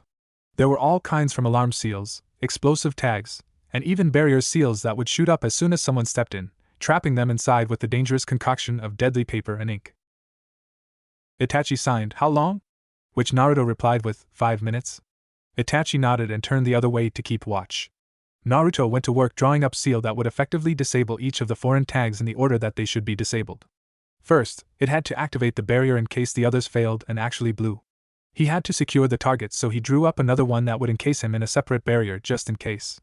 And he also had to send one to bring the barrier down on his command if he was successful in disabling the others. The alarm seals were the most important to bring down. He had to figure that they were triggered by the barrier activating. So, before anything, he had to disrupt those. Itachi peeked back, checking to see if the blonde was done or not. He watched him working diligently, and knew he figured out how to do it by how fast he was scribbling. Naruto got the idea to use very high-powered chakra-draining seals. Alarming seals like those worked by overloading the seal with chakra. When exposed to foreign chakra, they emitted a very high screeching sound that most any ninja could hear from a mile away. So, with his very high-powered chakra-draining seals, he drained them before they ever got the chance to work. Now ready, he first successfully disabled the alarming seals. They weren't able to emit even the slightest squeak before they were drained. Then, he threw in his own barrier seal at the target's forehead, coating him in a small barrier. Next he threw in 3 other seals all simultaneously. Immediately the barrier flew up around the room, causing his first seal to burn away. Then, the explosive tags around the room fell from their positions around the room, crumbling before they even hit the ground. When all of the seals were dealt with, Naruto waited for a few seconds more. Nodding, he looked back at Itachi, telling him it's done. Walking over, Itachi stood next to the blonde as he performed hand signs. His last tag fizzed out along with the barrier, and the 4 tags placed around the room. They walked into the room with no issue. Making it to the young man, Naruto again performed a hand sign and his barrier seal fell from his forehead. Now, the challenge was getting this seal off of the man so that he could be removed from the temple. He knew of this seal, he read about it once when he was just learning Fuinjutsu techniques. It was a seal directly linked to the sealer's chakra, so anything that happened to it could be felt. It was commonly used within Hozuki Castle, better known as Blood Prison. If they were to try and sneak him out of there, they'd kill him. The only way to dispel the seal is for the sealer to do so manually or to kill the sealer. To do so, they'd have to alarm him. Naruto devised a plan. First, he put up some fake alarm and explosive tags. He'd also put up his own barrier seals that would have the added benefit of canceling sound. He'd sneak another mini barrier tag on the back of their objective to keep him protected. With Itachi and him, fighting in such a small room would give them the advantage over whoever it was they had to face. When Itachi agreed he was ready, Naruto purposely tampered with the man's seal incorrectly, scorching his hand a bit. When he did, he jumped back up to the ceiling, melding into the shadows just as Itachi was. There, they waited for someone to come check on the seal. 5 minutes passed and absolutely nothing happened. Itachi asked Naruto if maybe he should try it again. Naruto only shook his head stating, "Someone will come." So they waited and waited, until finally, they could hear footsteps slowly descending the hall. There was only one set of footsteps which gave them a much more positive approach to the situation.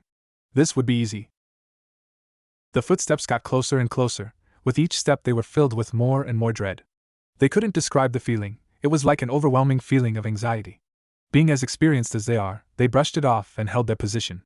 Whoever this was would not go down as easily as they had hoped. The footsteps stopped abruptly at the doorstep. Naruto was worried they would just examine the seal from that distance, which would ruin their plan. Luckily, they continued in. Immediately, their blood ran cold. Walking up to the man was none other than the Snake Sannin himself, Orochimaru. Chuckling in his psychotic way, he addressed the incapacitated man directly. "Let's see what's wrong with your seal," he said, looking at it. Itachi got Naruto's attention, telling him now. Naruto acted quickly, throwing the barrier up and dropping down on the man. As if he had known of their plan the entire time, Orochimaru turned around, dodging their attacks and kicking them back into the barrier. Chuckling again, he addressed them. "Minato's lapdogs. Coming to interrupt my little deal, huh?" he asked, standing in his spot completely unfazed by their presence. "You two look awfully young for ABU." Naruto and Itachi stayed crouched in their own positions, ready for the snake to strike. Both of them riddled in fear, but determined to complete the task or at this point survive. "I know who you are," he said, shocking them. They slowly got into positions to which they could attack him. "The two brats from that Kumo Chunin exams, huh? Itachi Uchiha and Naruto Namikaze," he finished with a chuckle. "Yes, it must be. I can feel the power oozing from your bodies." He watched the two giving hand signs that he didn't know, as they change every 3 years. "Well, the Sharingan is truly a great gift, and with a Namikaze, I'm absolutely blessed. Now, who shall I take first?" he asked again with his twisted chuckle. Naruto and Itachi took the initiative, lunging at him. Naruto was the first to engage him, throwing a right hook that was of course easily dodged. He followed up with a spinning back kick that was blocked, throwing him off balance. Itachi came in next with a kunai in hand, slashing and slicing into nothing but air as the Sannin easily dodged each attack even within such a confined room. Catching his wrist, Orochimaru kicked him in the chest, plucking the kunai from his hand. Naruto came in next with his black sword drawn, swinging expertly at the man that narrowly dodged each attack. Using the kunai, he parried the attack close to the base of the blade, causing it to fly from Naruto's hand. Itachi jumped up, catching the blade in midair, and began delivering another series of strikes towards the slippery man. As Itachi kept him on the defense, Naruto went low, kicking at the back of the man's knee, sending him to the ground. Itachi went for a piercing blow to his chest that was blocked when Orochimaru kicked his wrist. Naruto flew in with a flying axe kick that connected with the bottom of the barrier, as Orochimaru rolled away. Itachi went in for a drop kick that missed the snake by an inch when he sidestepped, kicking him away. Naruto flipped away from the kunai that soared his way. He drew 2 of his own and headed back in. He slashed at the man, trying to get some kind of hit, but was blocked at every strike. Orochimaru forcefully opened his guard, giving him a vicious kick to the chest, sending him back towards a charging Itachi. Itachi flipped over him, grabbing his hand to stop him from hitting the barrier. He kept charging, going in, feigning a right hook. He delivered a back kick to the man's chest. Orochimaru took the kick and dodged the follow-up kunai slash. Itachi then suddenly ducked as Naruto came flying in with a kick that Orochimaru leaned back to avoid. He then jumped, avoiding the slash at his feet from Itachi. In doing so, it opened himself up for Naruto's follow-up left back kick that caught him in the face. As he spun with the kick, he dodged Itachi's kunai that came soaring towards his face. Rolling forward, he picked it up and parried Naruto's slash with his own, sending the blonde's kunai flying over his head. Naruto rolled backwards, avoiding the slash at his chest as Itachi jumped over him in a somersault, kicking the airborne kunai down into the right leg of the snake Sannin, who wasn't expecting such a maneuver. Seeing he was injured, the two ran in, delivering blow after blow that was still either blocked or dodged. Orochimaru plucked the kunai from his leg, tossing it at the charging duo that split to avoid it. Itachi slid on his side at the snake that jumped over him, coming back down for a stomp to his chest. He rolled away and Naruto came in to cover his escape with a series of punches that all seemed to miss. Orochimaru jumped back to avoid Itachi's axe kick. Naruto leaped over his partner and went for a kick to the man's chest that slipped past him. Itachi got back up and went for a roundhouse kick that Orochimaru ducked under to avoid. He gave the brunette a very hard kick that sent him back to the other barrier, leaving him struggling to stand back to his feet. Naruto tried for a right hook that slipped past his face. Orochimaru clamped down on his wrist. He ducked under his arm, bringing his wrist with him. With a gentle jerk, he snapped his arm with a sickening crack. Using the broken appendage, he swung the blonde around and threw him at his partner, who still hadn't made it to his feet. Chuckling, Orochimaru crossed his arms, staring at the two. Well done. I commend you for landing a few blows, he said, pacing over to the man still chained to the wall. He performed a few hand signs and placed his fingers on the man's back. The barrier Naruto put up for the man faded away. You two have piqued my interest. For that reason alone, I have decided to spare you, he said, going through more hand signs. He then placed his hand on the man's chest, and the seal sucked back into his palm. I'll be seeing you two soon, he said, walking back towards the exit. As if it were his own seal, he performed hand signs and the barrier faded. Naruto and Itachi remained there, shocked at the unexplainable turn of events. Not wanting to waste the opportunity for escape, they immediately left the area with the man slung across their shoulders. Walking out of the temple, they noticed the lack of its previous occupants. As if everyone just packed up and left. On their way out, they were joined by a very confused Yugao and Hate. They explained that everyone just walked out the front door and left.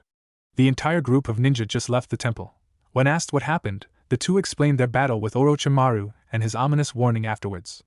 Yugao and Hate agreed it was strange that he didn't just kill them or capture them, but just chalked it up to the psychotic man's delusions. With their mission strangely completed, the group left the area to deliver the package. Rubbing his forehead in frustration, Minato signed yet another document. He had almost forgotten of this hell over the 3-year break. It was the one thing he didn't miss about his duty, which is ironic, as it is most of the job. The past 2 weeks were anything other than easy for him. The forms continued coming and coming. Document after document was placed before him as soon as he retook office. It was like the workload just grew during his time away. Of course, it was expected, and he did it with a smile. Well, as much of a smile as he could give with the exhaustion from everything that had been happening. Over the 2-week period, the kids were becoming absolutely unbearable. They wanted to spend time with him every day when he got home. It seemed they became reliant on his presence during their training, so losing that constant connection threw their world for a loop. It pained him to tell them no, but he had no choice. One can only take so much stress before they give. Luckily, he had Kushina back to her normal self after a week of the revealing day. That first week after Naruto's departure, Kushina was far from her usual self. A smile on the woman was near non-existent, and for a while, it seemed like it was gone for good. Mito and Menma noticed the change in their mother as well. A week later, they asked Minato if they were getting a divorce, apparently having the same thought as Naruto. At that point, Minato knew he had to speak with her about the way she was affecting the kids. He sat her down and listened to her rant on and on about how worthless she was as a mother, and how she shouldn't have been allowed to have children in the first place. He let her pour all that negativity out to him in private as she cried on his shoulder. When she was finished, he told her of his conversation with Naruto. He explained that Naruto was truly not mad about the whole ordeal.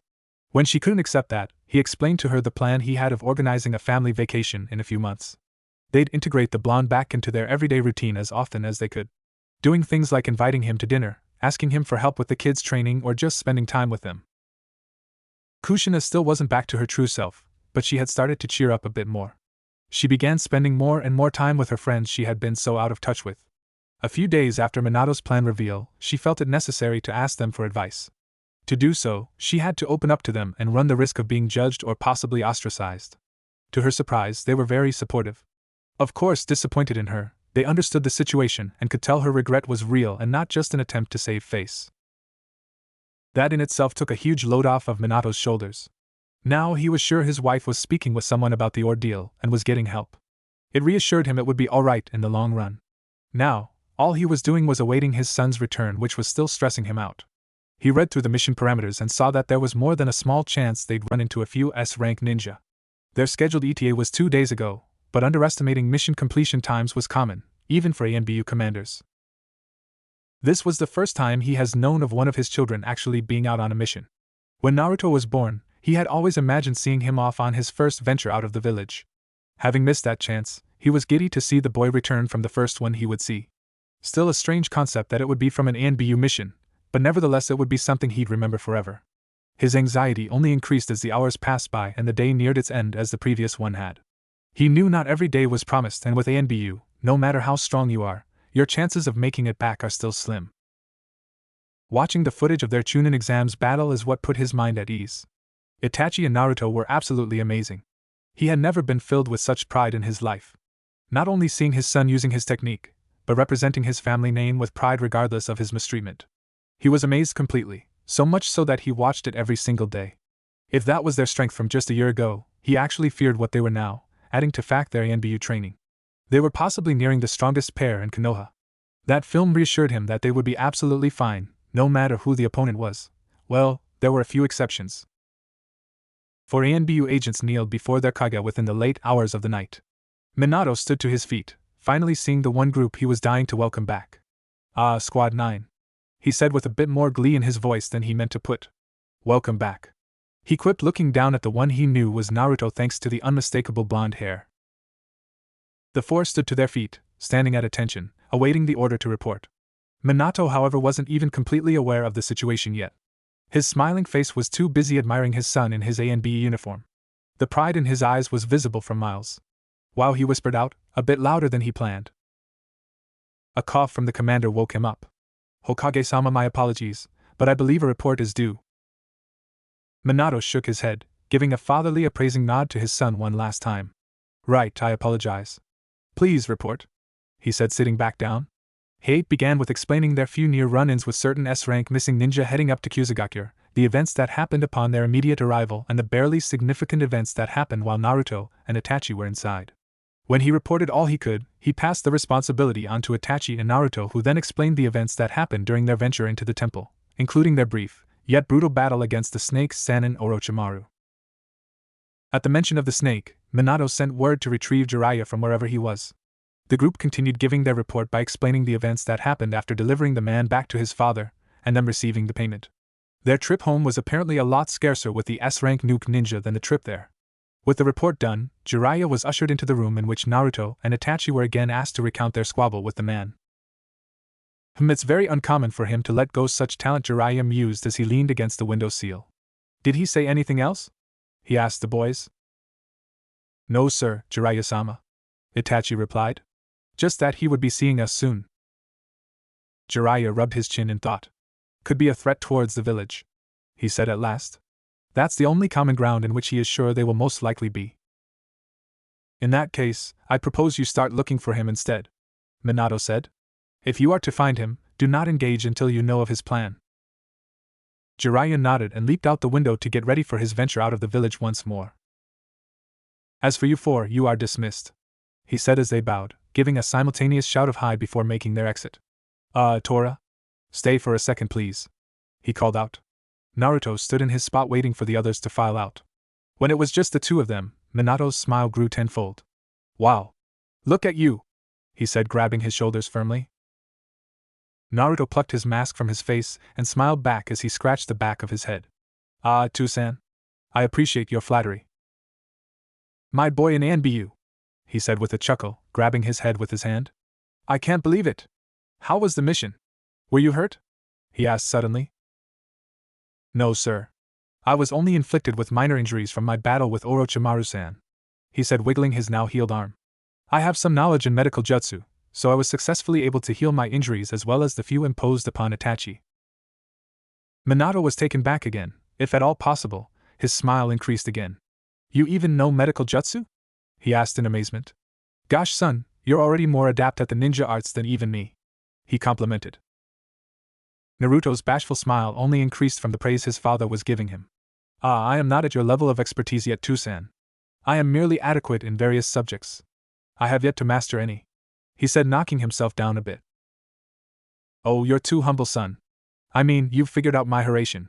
Jiraiya is a seal master and has yet to do that," Minato continued. "I guess that is true, but I did so with your teaching.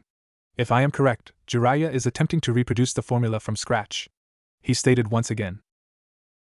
"That's right, he is. But I can't take credit for teaching you," he said as his smile faltered a bit, but held strong. Naruto noticed and reassured him. "I read your description of how you engineered the seal by dissecting the formula of the Nidaime, Tobarama Senju, to make it faster and much more proficient in battle. From there, you went on to explain how it works and what you needed to do to perform the technique. All I did was follow your advice." Minato just smiled bashfully at his modest son. He begrudgingly accepted the praise he didn't feel he deserved, knowing if he refused it the boy would just argue another point. "Well, you're very near surpassing this old man.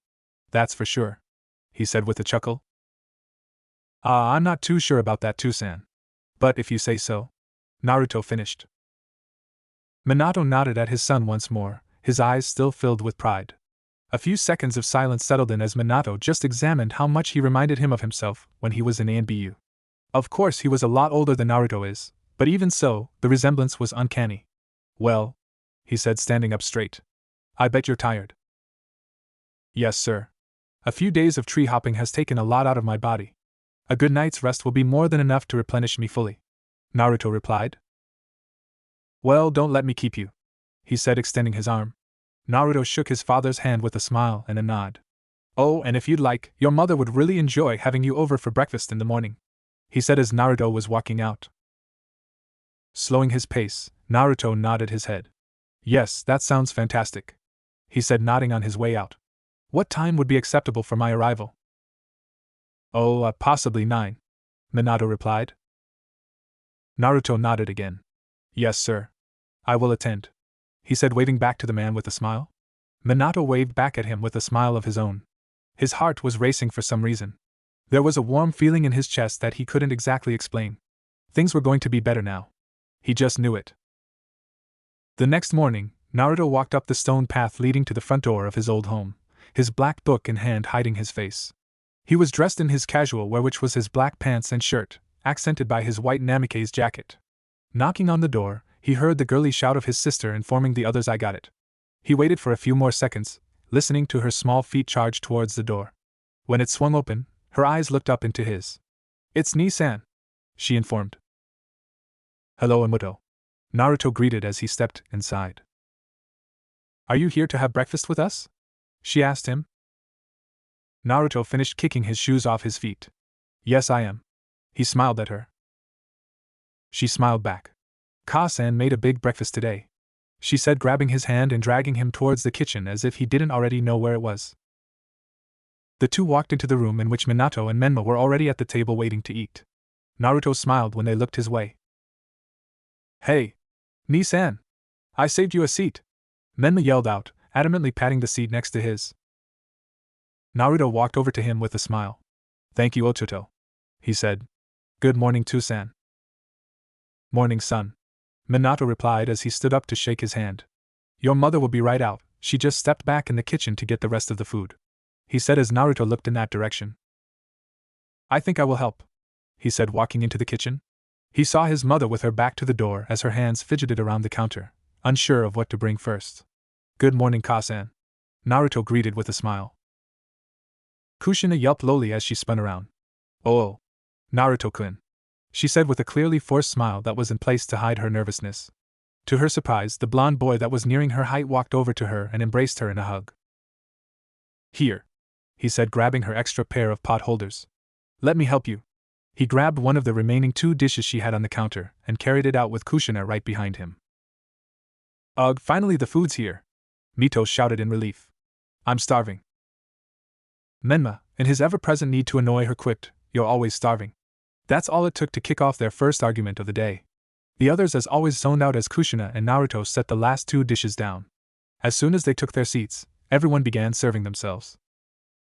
For a while, the actual conversation remained silent as Menma and Mito continued their argument around the bites of food they inhaled. Naruto, Minato, and Kushina just listened on with different expressions. Minato in indifference, Kushina in embarrassment, and Naruto in amusement. Eventually Naruto butted in. You two sure do fight a lot, don't you? Mito was the first to reply. It's Baka Menma's fault. He's always annoying me, she said, shoveling another mouthful into her face. Yeah, right. It's always her who starts it, he refuted, completely disregarding the blatant fact that it was actually him who started it this time.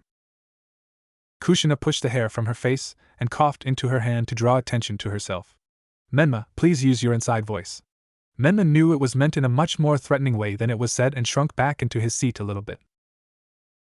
Naruto noticed and chuckled at the commanding power of his mother. You know, Ka-san, he said, grabbing her attention. You may just be the scariest mom in Konoha. She smiled bashfully as she knew it was meant as a compliment. Although, some of the Nara children could argue it is in fact Yoshino-sama. Kushina smiled. Oh, Yasuno's actually pretty nice if you get to know her. Indeed. I have only briefly met her, but during that time, she was looking for her son, Shikamaru, with a frying pan in hand. I am sure what happened when she caught him was far from pleasant, he said, smiling. Kushina smiled at that. Minato chose then to add in. I'd throw in Mikoto into that wager as well. What? Mikoto-chan isn't that bad, Kushina said. Minato chuckled. I've heard stories. Kushina chuckled as well. She knew her best friend was a bit fear-inducing at times, but it wasn't to an extreme degree. The duration of the family breakfast went by without a hitch after the conversation was started. They spoke of all kinds of things from the old missions Minato and Kushina had been on, to Naruto's first mission. They were for a brief moment a normal family like they were supposed to be. That fact alone is what put Kushina's mind at rest. For the first part of the meal, she was still a bit timid about Naruto's uncaring attitude at his neglect, but now, she was feeling as though they were closer than ever, which of course they were. The family event came to an end when Minato finally had to head to work, leaving Kushina and the kids at the house. With their newfound energy from the meal, they begged Kushina to let them show Naruto how strong they had gotten. Kushina at first denied the request, explaining to them that Naruto was too tired from the long 2-week mission he had just come back from, but Naruto told her it was fine. Break. Now, the three stood in the backyard. Kushina sat on the porch as she watched Menma and Mito face off against their older brother who, much as Kakashi often did to them, pulled out a book to read as a way to infuriate them. She chuckled at their frustrated expressions, finding it cute that they still let it get to them. Their teamwork was clearly present in an attempt at least as Mito went around Naruto so that they could attack him from different directions. "Don't underestimate us, Ni-san," yelled Menma as he threw a kunai his way charging in behind it. Without looking up, Naruto smiled and plucked the kunai out of the air with ease. Tossing it over his shoulder, he could hear Mito jump out of the way. Catching Menma's wild haymaker, Naruto shifted his body over slightly, causing the blonde to sail over his shoulder, crashing into his sister. "Ugh! Menma baka! Get out of my way!" she yelled, pushing him over as she charged the blonde with his back to her. She went for a roundhouse kick to his face from the back that he simply put his free hand up to block. Catching her ankle, he yanked her gently as she flipped to stay upright. Menma went in for a drop kick that Naruto stepped out of the way of. Sadly for Menma, Mito had been going for an axe kick that he didn't see. Her heel came crashing down on his chest. "Ah! Quit hitting me! You idiot!" he yelled at her. "Then get out of the way!" she yelled back, flipping to her feet and squaring off against Naruto in her taijutsu stance. Naruto just kept reading his book. When Mito charged, she pulled a kunai midway to her target. Naruto, still without looking, dodged each of her attacks as he poked at the back of her hand with taps she found to be completely ineffective. That is until her kunai slipped from her hand and she instead tried to punch him in his face. Naruto didn't dodge it. In doing so, she jammed 3 of her fingers. Jumping back, she finally noticed her hand, for some unknown reason, refused to close. Menma came in next with a Rasengan at full blast. Naruto awaited the attack and leaned slightly out of the way, delivering a jab towards Menma's bicep. Instantly, the ball of chakra dispersed, and he was sent stumbling forward. As he tried to catch himself, he realized only his left arm would move. His right just wouldn't extend, in fact he couldn't even feel it anymore. He looked over at Mito who was still cradling her unresponsive hand. Without saying anything, both of them knew the other was done, and so did Naruto. "You two are not bad at all. Individually you could outclass most anyone in your class, but your teamwork is poor. So poor, I doubt you'd be able to function properly on a battlefield in any situation." They both looked down in shame. Konoha operates mainly on teamwork. It will be your most valuable skill when it's time to become active ninja. "He is right, you two. Your father has told you this as well before," Kushina added from the side. Hearing it from Naruto should drive that point home. "Yes, Ka-san," the two replied simultaneously. The group was surprised when an ANBU agent dropped down next to Naruto. He whispered something into his ear in which Naruto nodded at. When the man shunned away, Naruto addressed the others. "It would seem I have been requested elsewhere," he said as he walked up grabbing onto Mito's hand and Menma's shoulder. Green chakra encased his hands. When it died out, the two rolled out their respective injuries in amazement, as they could now move them again. Naruto walked back towards the porch to bid his mother a good day. "Thank you, Ka-san, for the amazing breakfast. It was as great as I had remembered it," he embracing her in a hug. "Thank you, Naruto. You're always welcome to join us whenever you want to," she replied as he nodded with a smile. Waving on his way out, he left the compound to whatever it was he was called to, leaving Kushina, Mito, and Menma to continue their training with a new plan. Focus on teamwork. Hours later, the night sky swallowed the remnants of Konoha's daily activity, handing the reins over to the nightlife of bar hopping or late-night dinner dates. It was around this time that Naruto and Itachi were walking out of the ANBU HQ. A whole day spent listening to briefing after briefing, the two were exhausted and hungry. Their feet brought them towards the side of town that held many of the family-friendly restaurants and stands. They were still discussing the topics they were briefed on over the hour-long meeting. It was a mandatory, last-minute event that was originally just to congratulate and send off the newly retired ANBU captain, Kenji Horo. The man was handing down the title to another one of their superior officers, and a former student of his, Commander Omaru Yosha. From there, the speaker decided then would be the best time to not only refresh the group on the regulations set by Shikaku Nara during his brief time as acting Hokage, but also inform them of the regulations the Yondaime had added to the mix.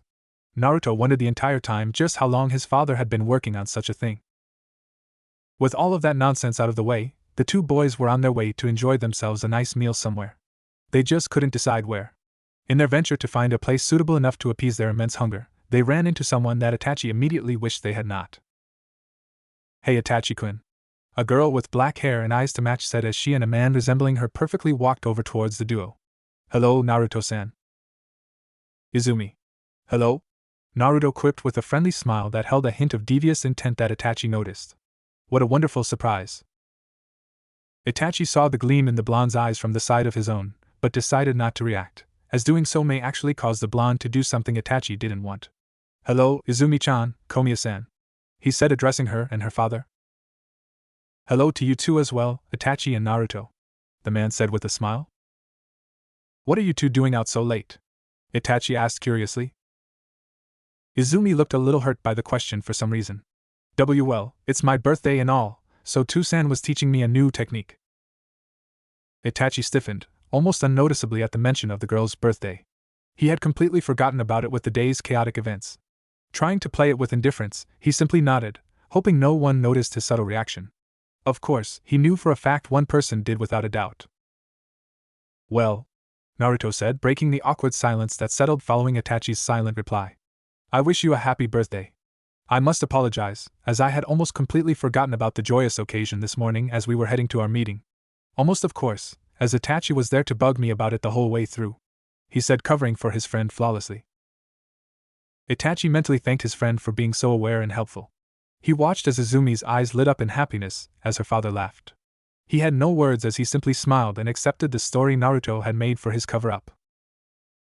"Komiya-sama, may I ask of you the honor of having your daughter join us for dinner tonight, as a way of both making it up to Izumi and repaying Itachi for reminding me?" Naruto asked with his ever-present intellectual speech pattern. Komiya looked at Izumi's pleading eyes and then at the faces of the two boys. "Well, if it were anyone else, I'd say no. But with Itachi and the son of the Yondaime, I am sure she is in good hands," he said with a nod. "You kids have fun."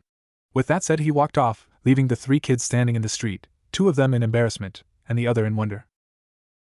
Break. They all sat in a booth at the Akimichi Bar and Grill. Naruto sat on one side as Izumi and Itachi sat on the other, trying their hardest to avoid each other's eye contact. Naruto was once again stuck in the book Itachi had bought for him, and Itachi was at that moment cursing the book for capturing the blonde's attention so intently. It was a bit of a paradox, as when it came to Naruto, he could get any conversation going with ease, but with his limited human interaction outside of books, he knew very little on what questions or topics were appropriate for certain situations. His current fear was that the blonde would start talking and he'd ask Izumi something stupid that would pit them as a couple. A fear he wouldn't admit was that he'd ask that question and she'd be speaking of someone else when she answered. Glancing over at her hand that was laid out on the table, he noticed a few scorch marks around her fingers. He smiled as he immediately knew the technique she had been working on, as he had the same injuries at one time. To his satisfaction and discomfort, the food finally arrived. The discomfort came as he knew Naruto's table etiquette would prevent him from reading during a meal. Reading at the table was no crime, but reading once the food arrived was taboo. When the waitress passed out the individual plates and took her leave, the table was covered in silence. The only sound coming from the clanking of their shifting glasses and the chattering of the other patrons. Naruto hadn't noticed as he was stuck on a very good part in his book. The silence was incredibly uncomfortable, and he could just sense their collective discomfort. With his extensive knowledge of these circumstances, he planned for a joke. Seeing as Itachi was the table's common ground, he'd use him as the focal point. "So, Izumi-san," he began, "you are finally 12 years of age?" Izumi swallowed the food in her mouth so that she could answer. Nodding her head and covering her mouth to prevent excess food from flying out, "Yes, I am," she said, glad someone had finally said something. "Well, that just leaves little Itachi here, huh?" he said, nudging at the boy's age, receiving a chuckle from Izumi. Itachi executed the Uchiha infamous HN at the jab. "For just 3 more weeks," he argued. Ah, you're still a baby for 3 more weeks. Izumi added, receiving a chuckle from the blonde across the table and a deadpan look from the brunette. I appear to be the most mature at this table, he said with a face of indifference, but they could both tell there was a hint of amusement or relief in his voice. Besides, you two are merely a few months older than me, he said. Astute observation, Naruto remarked. I am only joking. You will get it when you are older, he said as he and Izumi cackled up at Itachi's look of annoyance. As he has been doing more and more recently, Naruto successfully broke the tense silence that the table was drenched in upon their arrival.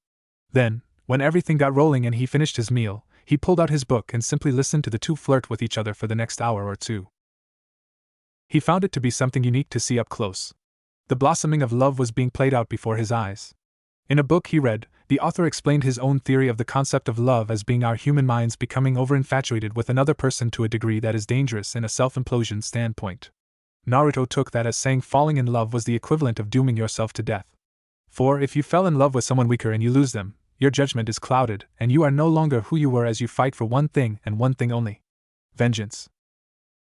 Looking at the two from where he was sitting, Naruto felt it was a possibility that seemed to present itself at this very moment. There was a piece of him that didn't want their relationship to flourish, not out of jealousy, strictly for the safety of his best friend. He didn't have too many real connections in this world, so this was one he couldn't lose. Having Itachi for a friend is what fed Naruto's belief that any man could be more than the selfish and cruel creatures he's seen in his life. For Itachi is a killer. Not a murderer, just a man following orders, but a killer nonetheless. For a boy who has taken countless lives to retain the pieces of him that keep him human, Naruto was convinced that Itachi was a light within this dim world he's come accustomed to. Itachi inspired him to see through the pain and sorrow and to look towards the future. The future being the next generation. Before meeting Itachi, Naruto was a hateful individual. Not verbally, but he was very pessimistic in his way of thinking. Of course, for a lonely little boy, it was an inevitable outcome. Then he met the boy without a smile, but with lots of love. For a while, they butt heads with their clashing ideals, but eventually, Naruto was shown something so beautiful, his heart was touched with a grip of warmth he hadn't felt in years. A new way of viewing the shitty things that happened on a daily basis. Ironically, it was a few days after their first kill, the day in which he believed Itachi would see his views, and realize how cruel and vicious human beings are. Something he himself had read in his books. To his surprise, while following his partner, he watched him interact with people as if nothing had happened. He expected Itachi to seclude himself much as he had the first day. He expected him to stray far away from family, for fear of them witnessing the monster he had become. In his childlike mind, he believed Itachi was just naive to the core. He felt that he just didn't understand what it was he had done. When he got the chance, he approached him with a heated argument, trying to convince him he was a monster like he felt himself. All Itachi said was that he was not. When he stood up and began walking away, Naruto was almost compelled to follow him. When they finally stopped, they were standing on a cliff overlooking the woods. Naruto was confused to the reason they were up there. He just watched as the brunette stared out at nothing. He asked him what it was they were supposed to be looking for, but Itachi just told him, "It's beautiful, isn't it?" Naruto tried to see what it was he was talking about, but all he saw were scarred up trees and people yelling at each other. When he spoke on it, Itachi only smiled and said, "You only see what you wish to. But it is worth saying that you know what ugly looks like, therefore you must know beauty as well." With those wise words, he turned and walked away, leaving the blonde standing at the top of that cliff seeing things a lot clearer than he had just a few moments ago. It's like saying there can't truly be darkness if there is no light to compare it to. Those words got him thinking over everything he had come to hate.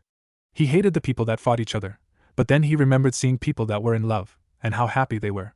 He hated seeing people die, but he remembered when Mito and Menma were born. He hated his family for leaving him all alone, but he remembered the amazing times they had in the past. He was brought to his own conclusion about the concept of mankind. We hate something only when we once loved it dearly. And if you once loved something dearly, forgiveness is as easy as remembering what you loved before. Naruto feared for his friend, but at the same time couldn't have been happier. For once, he was getting to see his friend genuinely, truly happy. Something he has noticed was becoming more and more scarce. There was another book he read in which the author gave his own description of love as the emotional embodiment of peak human strength. Yet, at the same time, our greatest weakness. A paradox in the truest sense. In both cases, he noticed the outcome of death. Never directly said, but implied both times. Death was inevitable, and in the line of work that he was accustomed to, he knew better than most that death affects the living more so than the dead. But over the time spent with the two in less awkward situations, he became close to Izumi as well. So, the fear of one of their deaths became a lot more worrying. Breaking him from his thoughts was a head of silver hair poking out at a booth a few away from theirs. Thinking it was Kakashi, he almost called out to the man. When the guy stood to his feet, it wasn't him. Glad he dodged that awkward conversation, he went back to reading. Again, interrupting his musing was Izumi standing to her feet. It's getting late. I better get home. She waved to the two boys with a smile. Thank you guys so much. This was the most fun I've had all day. Naruto nodded at her with a smile. Itachi, however, stood to his feet as well. I will walk you home, he said as they bid Naruto a good night. Naruto returned the gesture and headed home himself. He couldn't wait to see what their relationship developed into. Something exquisitely dangerous, he presumed. 2 years later. Naruto, now 14, stood outside the academy with his hands in his pockets. His appearance hadn't changed much over the past 2 years. It hadn't changed at all, actually. The only key differences being his gain in height and the loss of his once favorite jacket. He simply grew out of it, so he gave it to Minato to one day give to Menma when he could fit it. Other than that, nothing had changed. His hair was still the same, with the right side still shaven down more so than the rest. He still wore his black t-shirt and ANBU pants with black sandals. An addition to his ever-present look, however, was the necklace he wore that brandished the Uzumaki spiral symbol, a gift from his mother for his recent birthday a few months back. You could argue another addition was the new book he had shoved into his face. After so many years of reading and rereading the one he received from his friend all those years ago, people had come to associate it with his apparel. This book was green. As he read his new novel, he noticed the parents and other adult commoners beginning to chatter and mutter among themselves in awe. Looking to see what the commotion was, he turned to see Itachi walking his way. The brunette hadn't changed in the slightest. He still wore the same Uchiha high-collared shirt with his ANBU pants and sandals, and he still maintained that ponytail of his. His fame within the village was the only thing that altered. Itachi became the true essence of what it meant to be a Konoha shinobi. He was recognized publicly throughout the village for his accomplishment of making ANBU commander at the ripe age of 13, just a few months ago. Ever since, his popularity was rivaling that of the Hokage himself, which is a position most people said he was close to reaching. Hello, Naruto, Itachi said, leaning against the wall next to the blonde as he waved at the group of parents waiting on their children to get out. Hello to you as well, Itachi, Naruto replied, not looking up from his book. Here for Sasuke? Yes. My mother is attending Yoshino-sama's baby shower as well, he replied as the blonde nodded. That was the reason he was going to be taking Mito and Menma for the remainder of the day. What do you have planned for them? Itachi asked. Naruto looked up in thought. I am unsure. I imagined a bit of training and possibly something to eat a little later. Would you mind us joining? Izumi and I are watching over Sasuke for the day as well.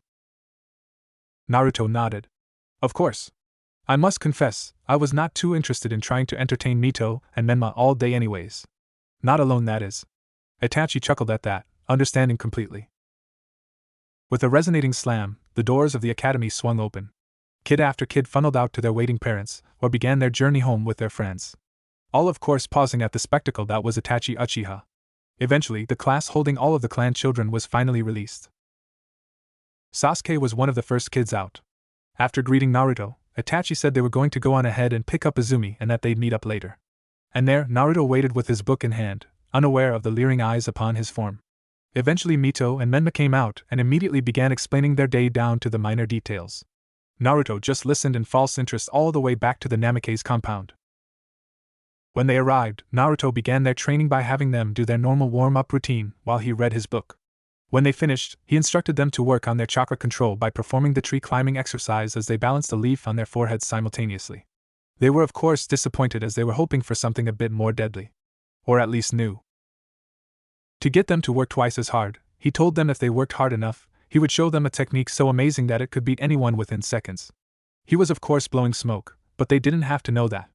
It did have the desired effect of further motivating them, as they pushed themselves twice as hard as they would have. When all that was said and done, they were finally joined by Itachi, Izumi, and Sasuke. Okay guys, Naruto said, dropping off of the tree he was resting in. I think that's about enough training. What? Menma yelled, still out of breath. What about our super amazing technique? Naruto looked at Itachi in amusement. Oh yeah, that. Well, that is for another day. You guys are too tired now. Besides, we're gonna go eat. What's the technique? Sasuke asked Itachi in a low whisper. Itachi just chuckled, never giving a formal answer. Naruto and I, are you gonna take us to the party? Mito asked. Naruto just looked at her in questioning. It's Ino's birthday, they're having it at the Akimichi Grill House, she informed him. No! I don't want to go to that, Menma protested. It's nothing but a bunch of stupid girls. You're stupid! Mito yelled back, kicking off a fresh back and forth verbal fight between the two that the others ignored. Naruto sighed and looked over to Sasuke to break the tie. What do you think, Sasuke? Would you like to go to the party, or would you rather us go elsewhere to eat? Sasuke, at first, was going to say no, but the look Mito gave him told him she'd be heartbroken if he did. He didn't care for her much, but he'd rather not make a girl cry. I guess it wouldn't hurt. Maybe we will see some of our friends there too, he said, directing that last sentence at Menma, who crossed his arms in defeat. And from there, the group headed out to the Akimichi Grill House. Break. The happy birthday song just ended when the group finally made it. Cake was being served and they saw everyone else had probably already eaten. Well, Naruto said, we could just get a table and order then. But Nisan? Mito said, looking up at him. I want cake. You have not eaten yet, Amuto. It would be unwise tea. Oh, come on, Naruto, Itachi said, just let them eat cake for dinner. Naruto looked down at Mito's pleading eyes and at Menma, who, despite trying to stay mad, was looking over at the huge cake in hunger. I suppose it would not be so bad, he said, sending them off. The three ran into the party section, in which one of the moms helping handed them a party hat and a plate so that they could get their slice. Naruto and the Uchiha couple found a seat towards the back of the restaurant. Naruto sat with his back to the wall as to keep an eye on his two siblings. Hard to do with the book now shoved into his face. Itachi and Izumi were having their own conversation over something he had no interest or knowledge in, so he just continued reading. Every now and then, he'd glance up to make sure everything was still okay. A few times he had thought he saw Kakashi again, but couldn't get a good enough look. The night's events went on as they usually did, with Naruto joining in the conversation as they ate their food and then seamlessly melding into his book, leaving the two once again to talk of their own things in virtual privacy. A few minutes went by and Naruto peeked over to the party again, wondering when it was going to be over. He had assumed it would be over rather quickly upon their tardy arrival, but they were still going at it. Sticking his nose back into his book, he continued reading until he finally heard the sound of child footsteps jogging towards their table. Looking up, he was greeted to the sight of Mito and another girl jogging up to the table, with the Hyuga heiress being dragged along as well. Naruto and I, Mito yelled as she and the other two girls stood at their table. Itachi and Izumi stopped their conversation to watch the spectacle. I want you to meet my friends, she said happily as Naruto raised an eyebrow. I always tell you to meet them, but you're always too busy, she said, mimicking his voice to the best of her ability. Naruto closed his book with an amused expression. Well, okay then, he said, sitting straighter in his seat. The pink-haired girl was the first to respond. I'm Sakura Haruno, she said, extending her hand to the blonde. It's nice to meet you.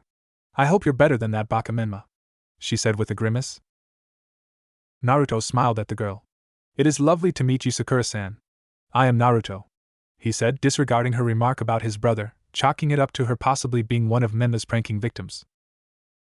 With that said, the group sat in silence, until Mito finally lost her patience. Ugh! Come on, Hinata. He won't bite, she said. Hinata slowly crept out from behind the redhead. I am Hinata Hyuga, she said, saying her last name so low it was almost inaudible. Naruto extended his hand to her as well, which she took timidly. It is an honor to meet you, Hinata-san, Naruto said with a reassuring smile that made her face heat up. There, said Mito with a smile. Now you know all my friends. Except for Ino. She went to the bathroom, she said, craning her head around the room, trying to spot the blonde. When she did, she quickly flagged her down. Ino! Over here! The whole group looked her way for a brief second before Mito began talking again. Ino's heart was racing sporadically as she made her way over to the table, much more Hinata-like than she was comfortable with. On her way, she quickly ripped the birthday hat off of her head, throwing it onto some nearby table as she fixed her hair. When she finally made it over, she waited for Mito to finish whatever rant she was on as she discreetly examined the boy that melted her confidence down without even knowing it. His eyes were locked onto Mito with a soft smile that she couldn't help but stare at. And this, Mito began, breaking her from her daze, is Ino, aka the birthday girl. Pulling her hand from behind her back for the briefest of waves, not directed at any of the table's occupants, she whispered a quick, hey that was so out of character for her. Mito looked at her strangely. Oh, so you're the birthday girl? Izumi asked in apparent excitement, in which Ino nodded at. That's so cute, she said, gushing at the innocence of the blonde. In other words, demeaning her age considerably. How old are you? Clearing her throat so that she didn't stutter, she answered. 10. Well, happy birthday, Izumi said kindly with a smile. I too wish you a happy birthday, Itachi added. Ino threw the two a quick thank you as she tucked her bang behind her ear. Ino, said Mito, grabbing her attention. She looked over at her, seeing she was gesturing towards Naruto. This is my brother Naruto. Naruto was already reaching forward to shake the girl's hand. It is very nice to. His statement stopped there as his nearly empty cup of water was now running down his leg, having been knocked down by the very shaky-handed girl. Oh no, Ino said in worry. I am so sorry. Luckily the cup wasn't full, so there wasn't much of it. Naruto simply waved her off. It is quite alright. It was only a bit of water. No harm done, he said, extending his hand again. Ino reached a lot more gently this time as to not embarrass herself further. I wish you a very happy birthday, Ino-san. If I am not mistaken, it would seem your father is preparing to leave, he said, giving her an escape. She looked over to see him paying the bill. Quickly she bid the group bye as a whole and ran for him. Mito just raised her eyebrow at the strange occurrence. She had never seen the blonde act like that. How weird, she whispered to herself. 3 years later. Perched in a tree, an ANBU member looked into the window of a secluded house. The rain above doing well at muffling the screaming from within. His form was completely hidden within the shadow of the top of the tree above him, only being illuminated briefly by the flashes of lightning that struck sporadically. In his hand, his black sword held in a reverse grip. The ANBU watched the men guarding the house walk along a very strict pattern, not bothered by the rain in the slightest. Their weapons lazily held at the ready for anyone foolish enough to attack. They had no idea that their death was a mere 10 feet away, shifting his feet ready to pounce. When he did, they were gone before they even knew it. He went for the nearest guy first, slicing his throat before grabbing his body, laying him down gently. Then, he jumped up to the ledge the other was on. The guard was a ways away when he turned around. It was right at that moment that a flash of lightning hit, illuminating the ANBU's form and the sword flying at his head for a brief second. The very last thing he would see. The ANBU ran by, ripping his sword from the man's head before jumping feet first into the tiny window that he barely made it through. When he landed, he realized how lucky he was, as a guard had just passed by not 5 seconds before he jumped in and was already walking away. He snuck up behind him and snapped his neck in one clean motion. Shoving the body into the nearby closet, he continued on silently.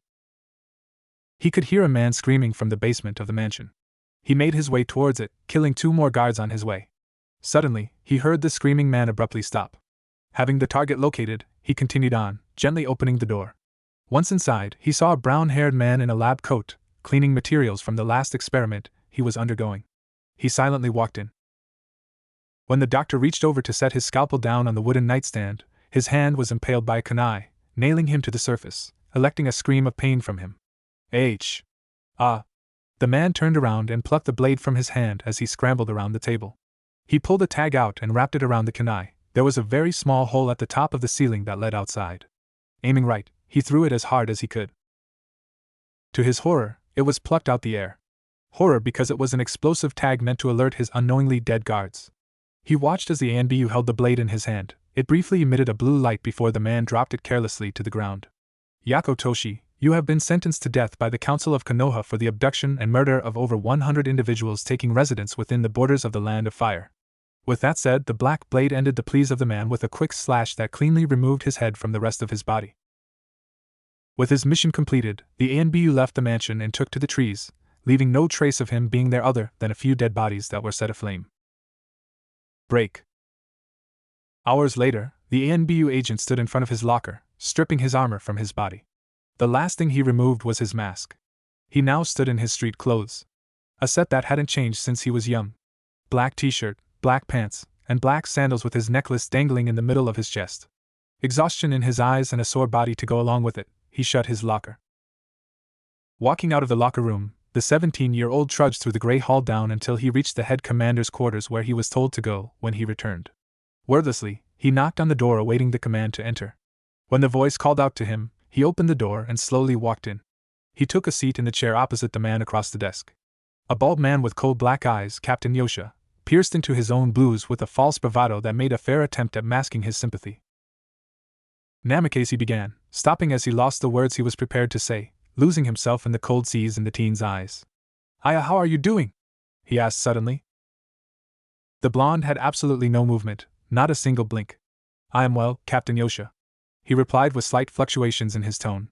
His lack of physical expression making it a much creepier response than it was meant to be. How are you?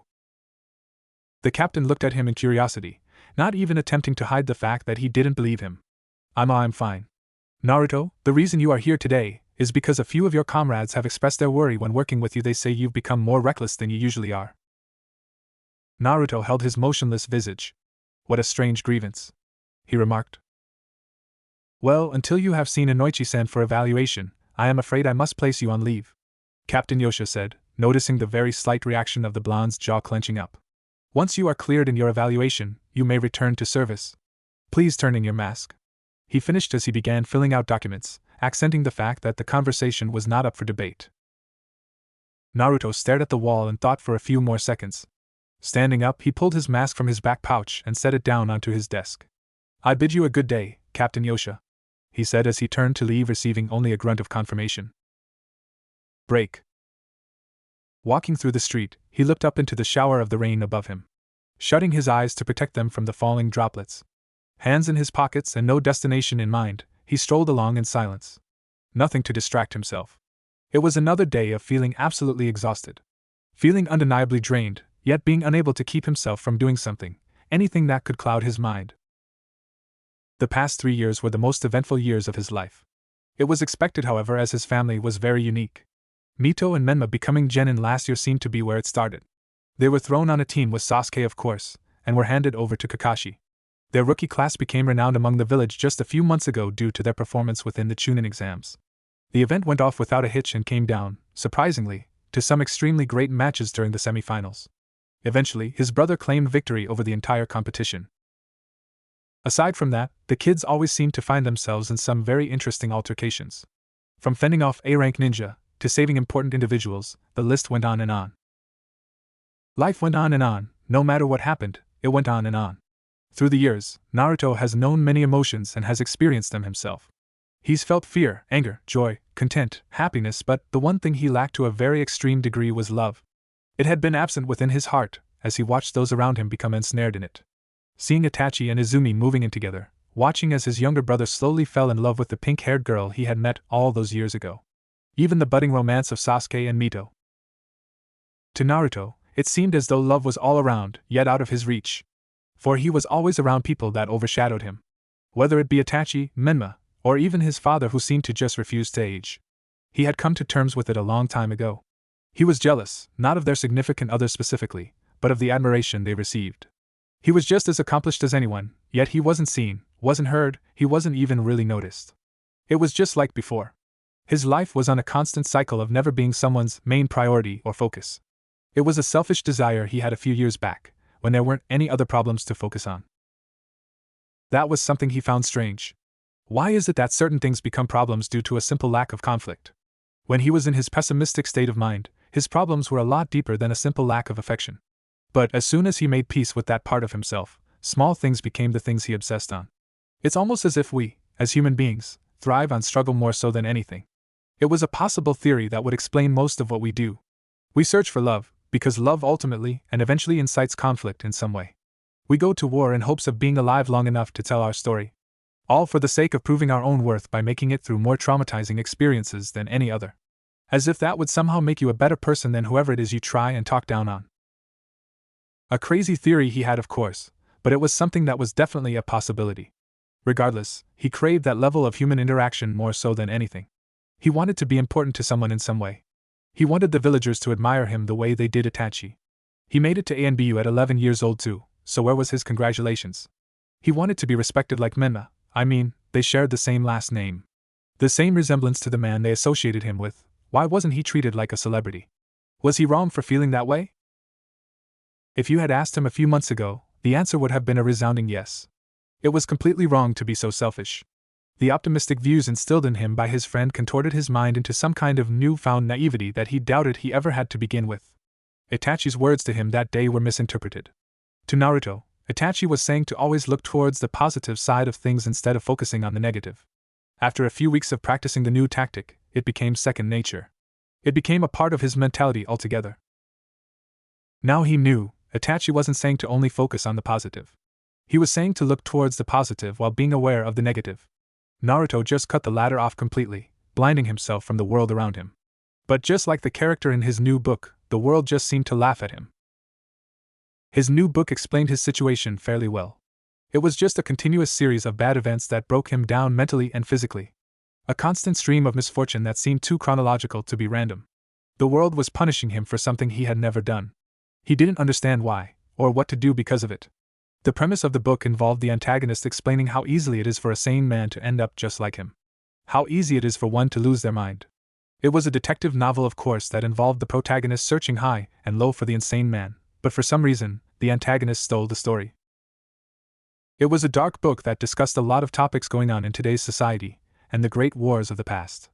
Naruto had read it at least 100 times through since he got it. He was reading it right now, in fact, as he memorized every line of every page. A rare find for him, he fell in love with the story. Stopping at last, he was in front of the interrogation building, which is where the psychological evaluations were also underwent. He trudged into the building, not worried about the wet state of his clothes as he noticed the ground was wet regardless. He walked through the building until he reached the office of the head psychiatric doctor, Inoichi Yamanaka. He knocked on the door. Hearing the muffled enter from inside, he opened the door. Inoichi was finishing paperwork, until he glanced up quickly to see the blonde. "Ah, Naruto," he said, finishing the document. Naruto took a seat in the chair in front of his desk. Just as he had earlier that morning, he waited patiently, motionlessly. When Inoichi finally set his paperwork aside, he sat up straighter in his seat with his fingers interlocked on the desk in front of him. "I was not expecting to see you so soon." "Hello, Inoichi-san." Naruto greeted the man. Still that false fluctuation riddling his voice that just did not go well with the frozen look he displayed. Inoichi intently examined the boy, trying to see some physical indicators that would possibly interfere with the examination. He didn't have to look far, as his eyes said it all. It looked as if he hadn't slept in days. Trying to see if maybe the boy just wanted to speak of something else before he sent him on his way, Inoichi began. "So, what can I help you with?"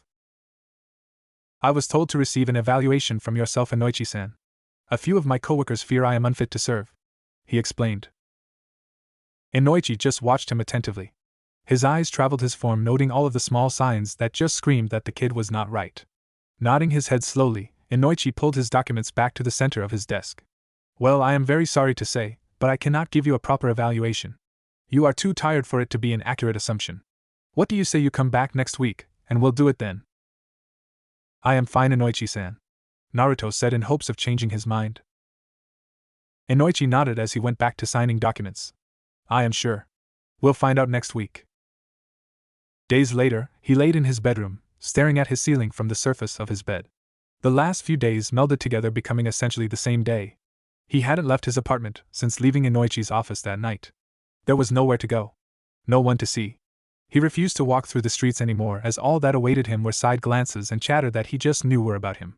The new pariah of the village he was. All he had left was his family's backing, which wasn't much when they were all gone. Jiraiya and Kushina took Mito and Menma on a training trip for an undetermined period of time. They had been gone for a few months now, missing the events that happened since. What was it that happened? Well, the deaths of Itachi and Izumi Uchiha, of course. It was a true tragic story that had a twisted ending.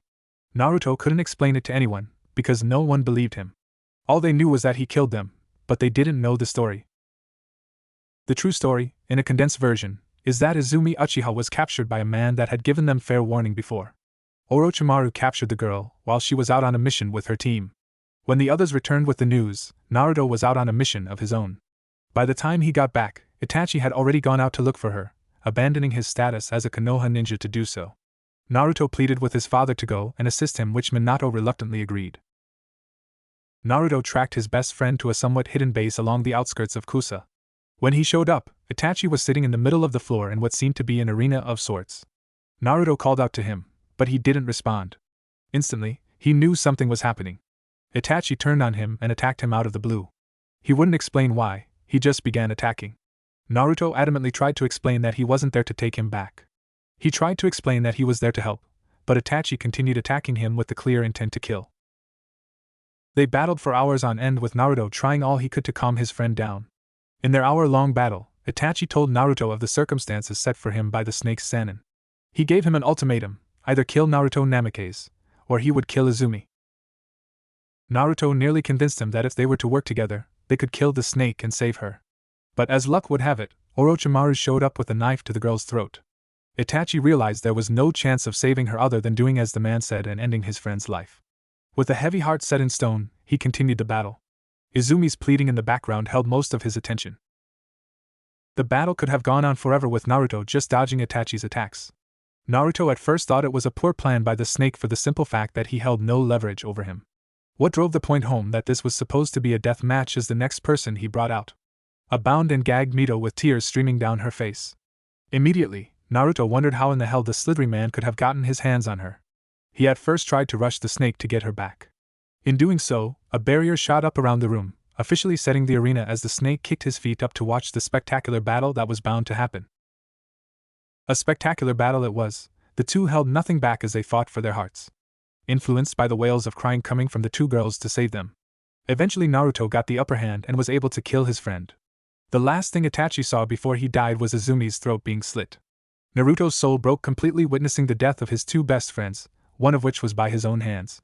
Never before had a kill made him feel so cold. The only way he could keep himself together was the thought of him saving his sister. That illusion broke as well. When the barrier dropped, Naruto looked up to the balcony to see not one, but two cynical smiles staring down at him. Orochimaru chuckled at the blonde's confusion. Naruto's teary eyes were plastered on Mito as she shared the same smile while standing next to the snake. To his shock and horror, her appearance changed into a man he read about in the bingo books. Not famously known, but an ability very impressive. 100 Transformation Kazan. Orochimaru and his associate escaped before the barrier fell. By the time it did, the heartbroken Naruto had no will or strength left to search for the duo. Instead, he carried the bodies of his friends all the way back to the village. Upon arrival, the people mourned the death of the village-famous couple. Their questions demanded answers. It was meant to be confidential, but a leak from the ANB regarding the Hokage during Naruto's mission report began the spread of the rumor that was partially true. Within weeks, everyone knew that Naruto Namikaze killed Itachi Uchiha. They just didn't know the full story. And so, he was ostracized by everyone who admired the two. Rumors spread on why he had done it, each more ridiculous than the last. Some say he was jealous of Itachi for having Izumi, so he killed Itachi to get him out of the way. When he did, Izumi didn't want him, so he killed her too. Another said he just snapped out of the blue. None of them correct. It made it worse that they accused his father of playing favorites, acquitting him of his crime just because he was his son. That is why he was slowly sinking back into his old pessimistic views. His hope for the world slowly reduced to nothingness. His will to live, carrying the fact that he killed his best friend, dwindled completely. There was no light in this world anymore. Not for him anyways. The lack of missions was making it worse. He had been taking them one after the other just to keep his mind busy with the added benefit of avoiding the hateful gazes he received every day. The world was laughing at him. Every chance it got, it kicked the shit out of him with no mercy. What did he do? Well, he didn't know what he could do yet. It hadn't gotten to the point in which he felt he had to do something. No, he would wait it out with a sliver of his previous naive hope that it may get better sometime soon. He just had to wait. In his bed is where he would do so. Staring at the white ceiling above him, watching as it melded seamlessly through the colors of the daylight, and eventually the moonlight, day after day. Sitting in his office rubbing his temples, Minato signed another document. The recent years weighing on his mind heavily. The stress of everyone everywhere begging him to do something about one thing or another was eating him alive. He didn't know who to listen to. The council was the worst as of recent. The latest tragedy of Itachi Uchiha's death was at the center of most of it, and consequently, so was his son. They demanded his head. Even as Minato explained that Naruto's action was within law, as Itachi was essentially a nuke ninja, they refused to hear it. They wanted vengeance for the loss of Konoha's #1 ninja. They wanted him to pay for his crime, which Minato adamantly refused. He would not kill his own son for something he would have done had he been the one to go. Minato knew for a fact he wouldn't have hesitated to end the young prodigy's life if Mito was in danger, or if he thought she was. Sadly, most of the requests for a trial came from his close friend Fugaku. The entire Uchiha clan was stricken with grief and they demanded he pay for his crime. Minato actually feared the outcome of the end of all of it. There were only a few ways it was bound to end. With either Naruto getting killed, or the Uchiha clan packing up and leaving Konoha for good, weakening them considerably. As a father, he wanted to protect his son as best he could, but as a Kage, the village always came first. It broke his heart, but if a threat such as that were to be issued, he would have to try his best and get the sentence of death reduced to possibly prison or exile. Neither of which he wanted. With Naruto racking up mission after mission as he had been the past few weeks, he'd possibly have something to argue his case of freedom for. Maybe they would see reasoning with the village's current lack of manpower. He doubted it. The world was at a moment of stasis. Not peace, but a great lack of major conflict that could possibly incite a war. It was calm. Hearing reports from both Captain Yosha and Inoichi gave him more to worry about. Now, he was finding out his son may not be stable. That was cause for concern as well. For a man as skilled as Naruto, being unstable could mean another Orochimaru case. A madman running loose among the elemental nations. No, he wouldn't believe it. His son was fine, all he needed was some sleep. As he thought that, a ball flew in through the window, emitting a purple gas that left the ANBU in the room falling from their spots. Minato jumped to his feet with his kunai in hand, staring at the figure that jumped through the window. He had a hood covering his face as he charged the blonde Hokage. They engaged in a brief taijutsu match before another squad of ANBU burst through the door. The hooded figure kicked Minato away, gaining some distance before charging towards the window. He threw an explosive tag at the roof above before jumping out. When he did, he peeked back inside at the blonde Hokage who was surprised by the face beneath the cloak. It was his own son. Unfortunately, the ANBU within the room saw as well and gave the order to others that Naruto Namikaze has attacked the Hokage. With that, they pushed their way through the falling debris, intent on finding the blonde teen and arresting him. Minato was still shell-shocked at the turn of events. There was no covering this one up. He just couldn't believe Naruto would attack him so carelessly. He could have easily caught him just then, but his shock wouldn't let him move. He couldn't understand what had happened. Or maybe he could, but he just refused to believe it. Naruto remained staring at his ceiling, as he had done all day, when he suddenly heard someone quietly enter his home. As a trained ANBU operative, he heard it clearly and drew a kunai, readying it for whatever fool tried to attack him. He could hear multiple things in his house shifting or moving with someone's influence. Waiting around the corner, completely calm, he waited as whoever it was came rushing in. When they did, he ended their life with no hesitation until he saw that it was one of his own ANBU agents. A guy he knew, more specifically. Instantly, he dropped the kunai in his hands and fell to the ground, spewing out a string of no's in urgency. No, no, no, hey, he said, putting pressure on the slash in his neck, trying to stop the blood from flowing out. His hand glowed green with medical chakra, but before he could heal the injury, he was tackled to the ground by a group of other ANBU agents. With his face pressed against the floor, he looked down to the end of the hall and perched in the window, staring back at him, was himself. His eyes grew considerably with the smirk he was given before the visage changed into some random civilian and jumped away. And he pushed his face down, muffling his cries to go after the real perp. He struggled more and more, just to get to a position where he could at least talk, but as soon as he did, the ANBU on his back delivered a chop to the back of his neck, putting him to sleep. His headband was removed from around his neck. 2 months later.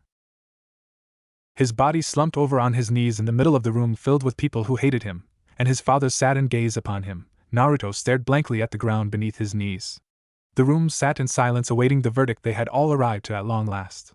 For the past 2 months, Naruto was being held in the ANBU prison as he made his own case to defend himself when he was called before the council. He explained every assumption he arrived at, even re-explaining the situation involving Itachi's death. The council was split in their thinking. Most of the civilians were undeterred by his story. But the clan heads and higher-ups seemingly understood, if even a little. Understanding and forgiving were different things as explained by Fugaku.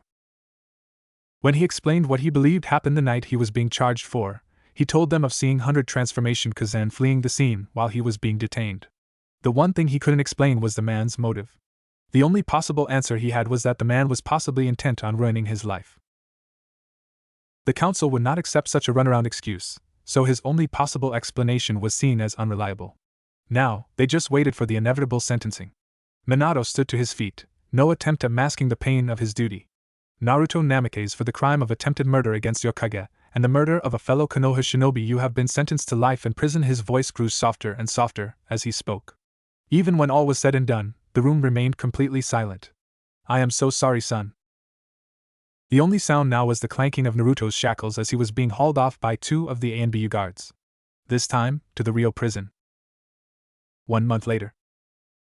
1 month, one hellish month that fell into a new cycle that was far less than favorable. It couldn't have been helped, however, as the prison was run by his biggest fans, the Uchiha clan.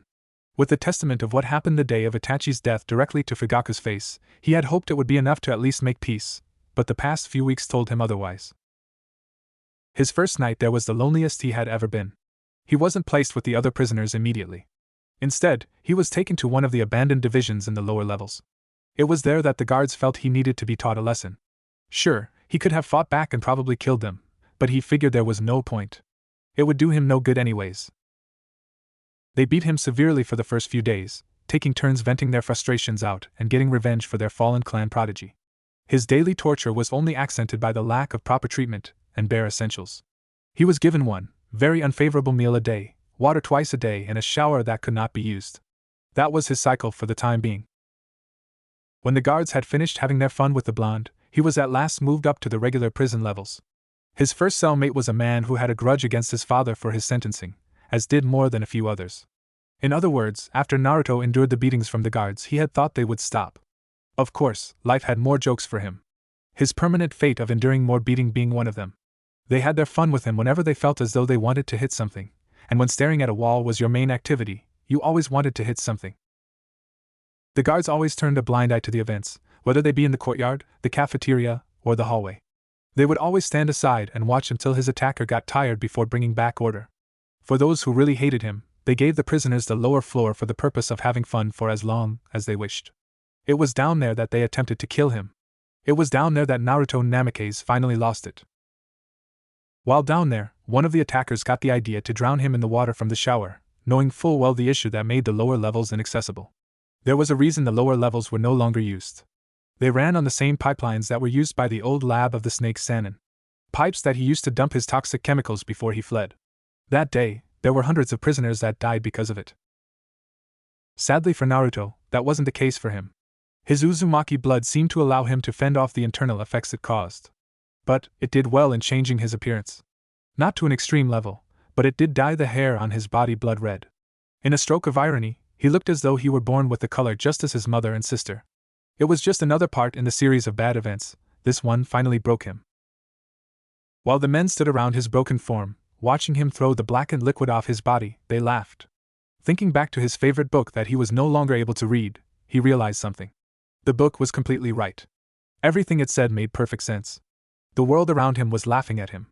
It was kicking dirt in his face and laughing its ass off. Everyone around him was intent on assisting.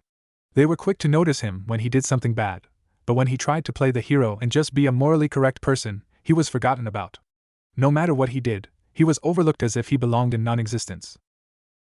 It was at that moment, as he kneeled on the floor with his skin burning, and black liquid still pouring out of his eyes, ears, mouth, and nose. He pushed his hands through his newly red hair, still covered in the murky black liquid, holding his hair to his head, and he laughed. He cackled like a man possessed, freezing the surrounding men almost instantly. They watched him laugh at absolute silence. One of them, who felt brave enough from kicking his ass all day, stepped up with the plan of delivering another kick to his face. When his leg came within range, Naruto grabbed his ankle in an iron grip, clamping down harder and harder. He was no longer laughing. With a violent jerk of his wrist, he broke the man's leg. The man's screaming is all that broke the silence of the barren prison chamber. The 4 remaining men got into fighting stances, seeing that he was finally planning on fighting back. Only one of them was smiling, as he was an ANBU agent himself, and felt that he could take him. The others weren't so sure, 2 of them barely reaching the rank of Chunin, and one of them barely making Genin. Naruto stood up with his back to the group, not affected in the slightest by the man screaming bloody murder next to him, trying to crawl away. He was still casually wiping the black water off his body. Pulling a strand of hair down, he examined how blood-red it was. How he admired. "That is uncanny, ha ha ha ha," he said with a gassed-out chuckle that did little to settle their nerves. The former ANBU commander was tired of the anticipation. Now was his best chance to attack. He leaped forward, intent on delivering a kick to his back. Naruto sidestepped the attack and grabbed the off-balanced man in a chokehold. Without a moment's hesitation, he snapped his neck with a nauseating cracking sound. When he dropped the body to the ground, the other 2 lost faith in their chances of defeating him. Their only chance was to make a run for the door to get the attention of a guard. When they took off running, Naruto slowly turned around and began walking their way. Passing by the whimpering man with the freshly broken leg, he stepped on his injured appendage, inciting another hell-curdling scream from him. "Don't go too far now. I'll be right back, ha ha ha ha." The 2 men made it to the metal door and began beating on it repeatedly, begging for someone to open the door. The guard that was usually at the top of the stairs wasn't there this time.